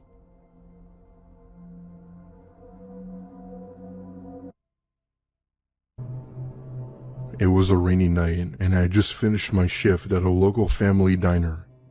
It was the so-called hotspot of my town where everyone from around would often stop by for a coffee or a bite to eat. This happened in the late fall of New Jersey. I was in high school at the time and worked this job to save up for a car. We'll call the diner the Shack. The Shack was about a 40-minute drive from my apartment where I lived with my mom. I obviously didn't own a car, so that meant I would be constantly taking the bus to and from work. Well, on this night, I was getting ready to close so I could make it to the bus when a coworker of mine had accidentally dropped some dishes on the floor. Being the kind-hearted soul I was, I offered to help her clean up, which maybe took about a few minutes max. After that, we clocked out and I walked over to the bus stop. But after checking the bus tracker on my phone, I came to the realization that I was 10 minutes too late. That was the last bus transit in the area, so that meant I had no way of getting home. This was before Uber and Lyft were a thing, and I didn't have the number for my coworkers, so I couldn't ask for help. And my mother was the type of person who made me take accountability for my mistakes. So if I were to ask her to come get me, she'd decline and scold me about how I should have planned accordingly. At that point, I decided that I'd walk home, which would take a little over 2 hours. Now, the diner I worked at was located in the suburbs of town. There's a single road with woods on both sides of it, and the diner was sort of alongside the road. The nearest buildings were quite a ways away, so the location was sort of rural, if that makes sense. So there I am, walking along the sidewalk with my earbuds in, listening to my music for about 20 minutes when my iPod died. Because I'm the idiot who constantly forgets to charge it and leaves her cable at home. With nothing to do, I get out my phone and played some iOS games while watching ahead of me. Then, about 3 minutes later, I see lights slowly illuminate from behind me and the sound of an engine. I turn around and there's a car approaching and stops right next to me. The driver puts their window down and I see a man I had never seen before ask if I were okay. I told him that I was, and that I was just walking home. He acknowledges me and asks, "I can give you a ride if you want. I'm going in that direction anyway, so it won't be a problem." Now let me give you a description on this dude. He appeared to be around my age, decent looking, and wore a Target uniform. I know this because my sister used to work at Target and would always come home wearing the same uniform. I was hesitant at first, but it was damn near freezing out and getting a ride seemed like the only option. At that point, I accepted the ride and got into the front seat of his car. I know, I'm an idiot. He introduced himself as David and told me he was actually heading home himself. I sort of grew on him and told him my situation about missing the bus and how nobody would come to get me. He then starts to make this joke about how he was lucky he found me, which I'll admit made me a little uncomfortable. Although I didn't tell him that as I didn't want to sound rude. I give him the basic directions of the area my apartment was in, and he starts heading towards there. Not much was said for most of the car ride though. Every time I'd start up a conversation with him, he'd give me a dry response or short replies. I figured he wasn't the social type, so I just sort of sat back and ended up falling asleep. As I said, it was a 40-minute drive, and I was exhausted from work. I wake up about maybe 20 minutes later and look out the window to see that we were in a completely different area. We were on this paved dirt road in the woods that I could only assume was maybe in the area of my work. David? We're going the wrong way. Yeah, I know. I just have to do something really quick. Right then, I took notice that his demeanor completely shifted, which made my heart race. He went from this casual, normal guy to just sketchy. Just then, another car approaches us, nose to nose, and I see two people get out. He tells me to wait inside the car while he, quote, deals with this and to not get out. I see two men, along with David, go up to each other and begin talking while occasionally glancing over at me. For whatever reason, I started to get this strange feeling that something was off. Something in my gut told me I wasn't safe and that I needed to get out of there ASAP. I undo my seatbelt and open the door slightly when I hear this blood-curdling scream that echoed across the area. The scream surely came from inside that other car, and that's when I booked it out of there. I hear one of the men yell, "Hey," followed by 2 gunshots that thankfully missed me. As horrified as I was, I didn't care anymore. I only focused on what was in front of me, praying to God I didn't trip. All the while, I could hear footsteps approaching fast from behind while I'm navigating through the woods. Eventually, I come across a highway with some truck haulers passing through and flag them down. Thankfully, one of them stops, and after explaining myself, he takes me to the nearest police station. From there, I called my mom, frantically telling her to please pick me up. She of course did, and apologized profusely for not picking me up to begin with. I cried for hours on and quit my job the next day. The police had looked into what had happened and had managed to find the dirt road, but no signs of the cars. They also contacted all the targets in the area, asking if anyone named David worked there. Sure enough, there was no record of any David working there. This meant that whoever's car I got into that night was posing as a fake Target employee as a way to, I guess, make themselves trustworthy. As for the scream I heard, that was never revealed. I'm convinced that whatever I came across that night was some sort of trafficking ring, and that I was their next victim. Lots of crime and shady stuff happen around the area I live in, but I just haven't seen it until now. A year later, I moved out of state for college, and I'm having the time of my life in a much safer environment. This happened in 2008 when I was around 13, and at the time we lived in Florida. Life was kind of like what you'd expect for Florida. It rained a lot and was almost tropical during the summers. It was just me and my sister, and we were living with my dad and my now stepmom. Long story short, both my parents are split, with my mom living in another state, so my dad had obtained full custody of me and my sister. Sometimes my dad would have to go into work really late at his job and wouldn't come back until the next morning. One night, my dad had gotten ready for work and a thunderstorm was rolling through. We're pretty used to them coming, as after all, it was the start of hurricane season in the middle of summer. My now stepmom, younger sister, and I were in the couch in the living room watching the hit series of The Big Bang Theory. Us kids never really understood the show, but we found ourselves enjoying it for whatever reason. We're about halfway through an episode when the power immediately goes out.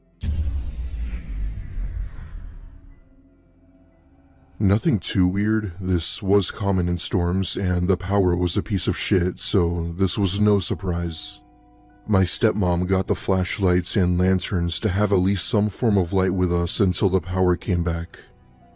My dad says that he was going to go outside to check the power box and see if he could fix it before he left. My stepmom sort of watched over us as we waited for my dad. Then, after 10 minutes or so, my dad comes back in soaking wet. He comes back in with this sheer look of pure panic and puts his finger over his lips and tells us that he wasn't going to go into work tonight. My stepmom gives him a "what the hell is wrong" type of gesture, and he brings her aside. I wasn't sure what he told her at first, but whatever it was enough to make her visibly shaken up. She grabs us kids and takes us upstairs to her room while I see my dad getting out his 9mm. I remember asking my stepmom what my dad was doing, but she tried avoiding my question at all costs. My dad was gone for a few minutes while my stepmom was on the phone with someone. All the while, I stayed with my sister and read her a story from her book. Then, a few minutes later, my dad comes back and tells us kids something shocking. He said as he was outside checking the power box, he noticed something that made his skin crawl. The minute he opened up the box, he saw that it had been cut. At first, I really didn't understand, but then it hit me. The box had been cut, broken, tampered with. At that point, I put 2 and 2 together and understood that someone had done this. Someone with obviously very bad intentions. Turns out, the person my mom was talking to was the police who were now sending out units. Now, this next part is what drives my family insane. Maybe about 2 minutes later, the home phone in my parents' room rings and my dad picks up. After saying hello a few times, he hears a man with a raspy voice saying that he was in our house, and that he would kill him and my stepmom as well as us kids, followed by this menacing laugh that could be heard through the phone. There are other things he said he would do to our family that I cannot say, but it involves slitting our throats. My dad hangs up the phone and locks the door while we waited for the police.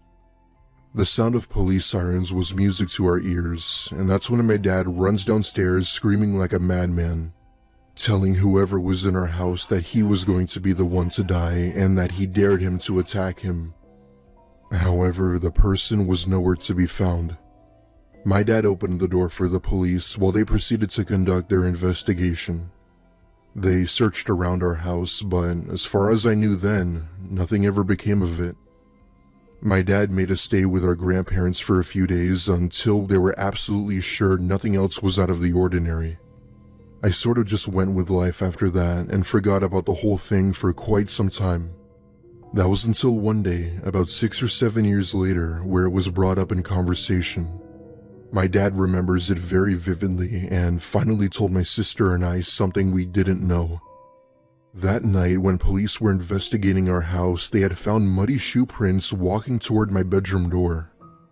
This man had been in our house for God knows how long, and we didn't even notice. My dad thought he was just bluffing over the phone, but never thought he was actually serious about being in our house. Sometimes, though, I still wonder a horrifying thought. Had my stepmom sent us to our own rooms, would he have quietly came into my room and slit my throat? That is what scares me the most, and it's also the reason why I always carry. In the early 2000s, when I was around 19 or so, my friends and I attended a rock concert of our favorite band, the Red Hot Chili Peppers.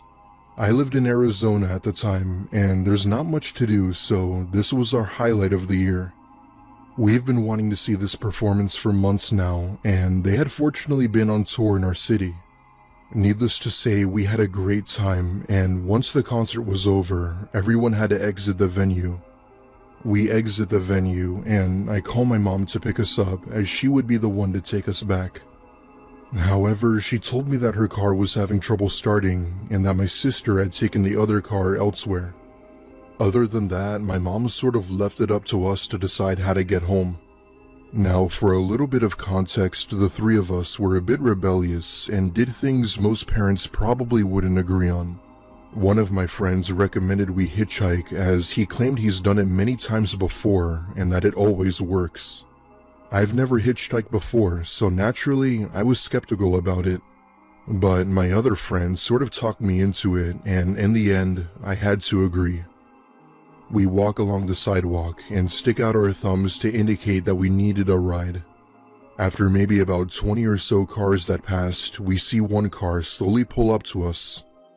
The driver were these two Hispanic men who were maybe in their 30s hitting vapes. We thought nothing of it, and they agreed to give us a ride back so long as we paid them a few bucks. I'd say right away, however, I began to get this strange vibe from them that seemed relatively off. For some reason, though, I just couldn't put my finger on it.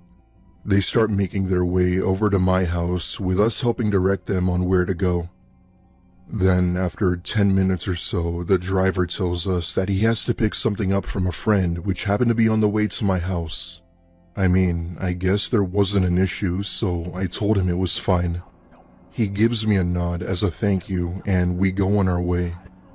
So there we are, all in the car, not saying a word to each other, when they pull into this empty plaza where another car can be seen. And standing outside of this car were a few people. At first, we didn't think much of it, but as we got closer, I began to notice how intimidating these people were. There were 3 men, 2 of them being absolute units and 1 with a black mask. Alarms instantly go off in my head, and we all kind of look at each other, knowing damn well this wasn't right. The driver and his buddy get out of the car, leaving one of the windows open, so we were able to understand a lot what was said. Apparently, this guy had owed money to these people for the import of various goods.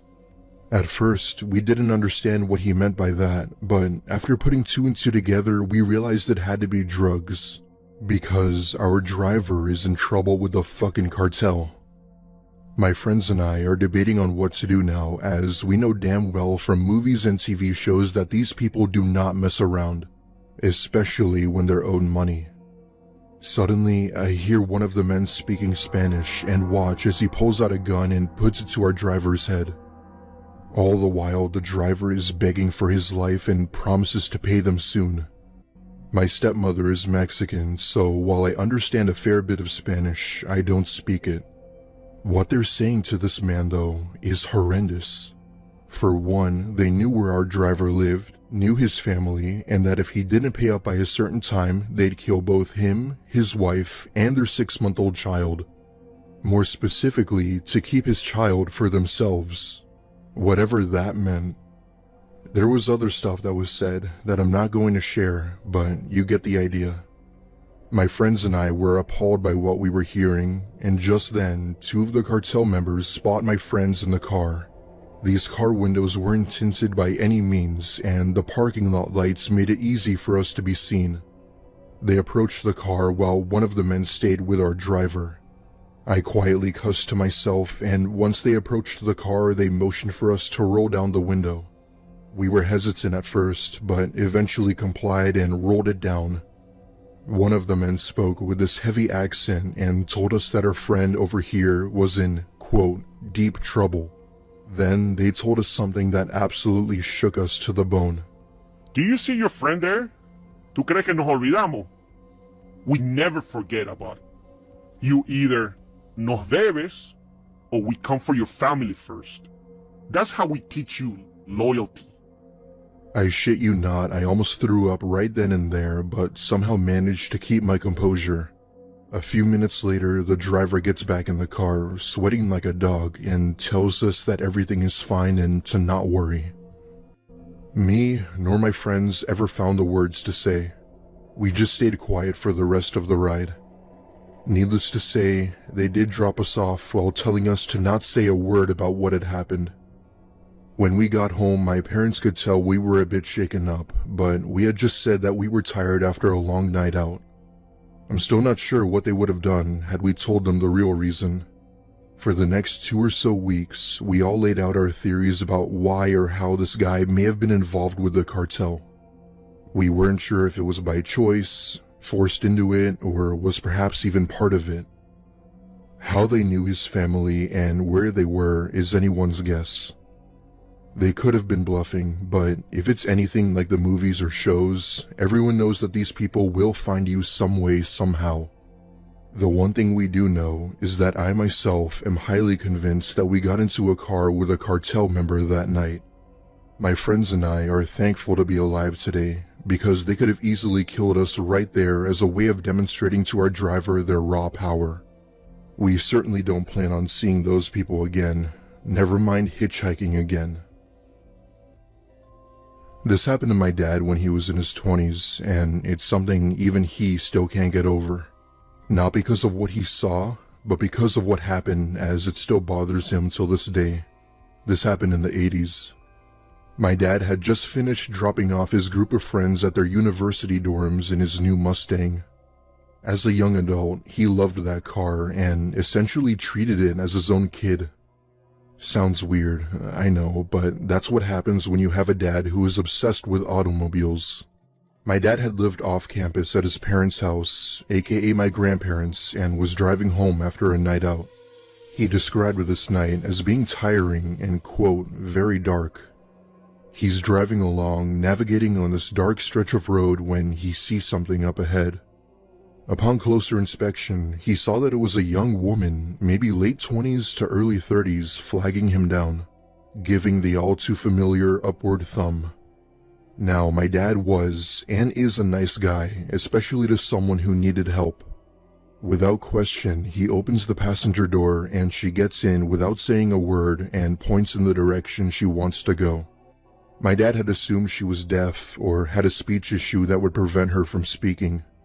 But needless to say, he was too tired to care and just drove off.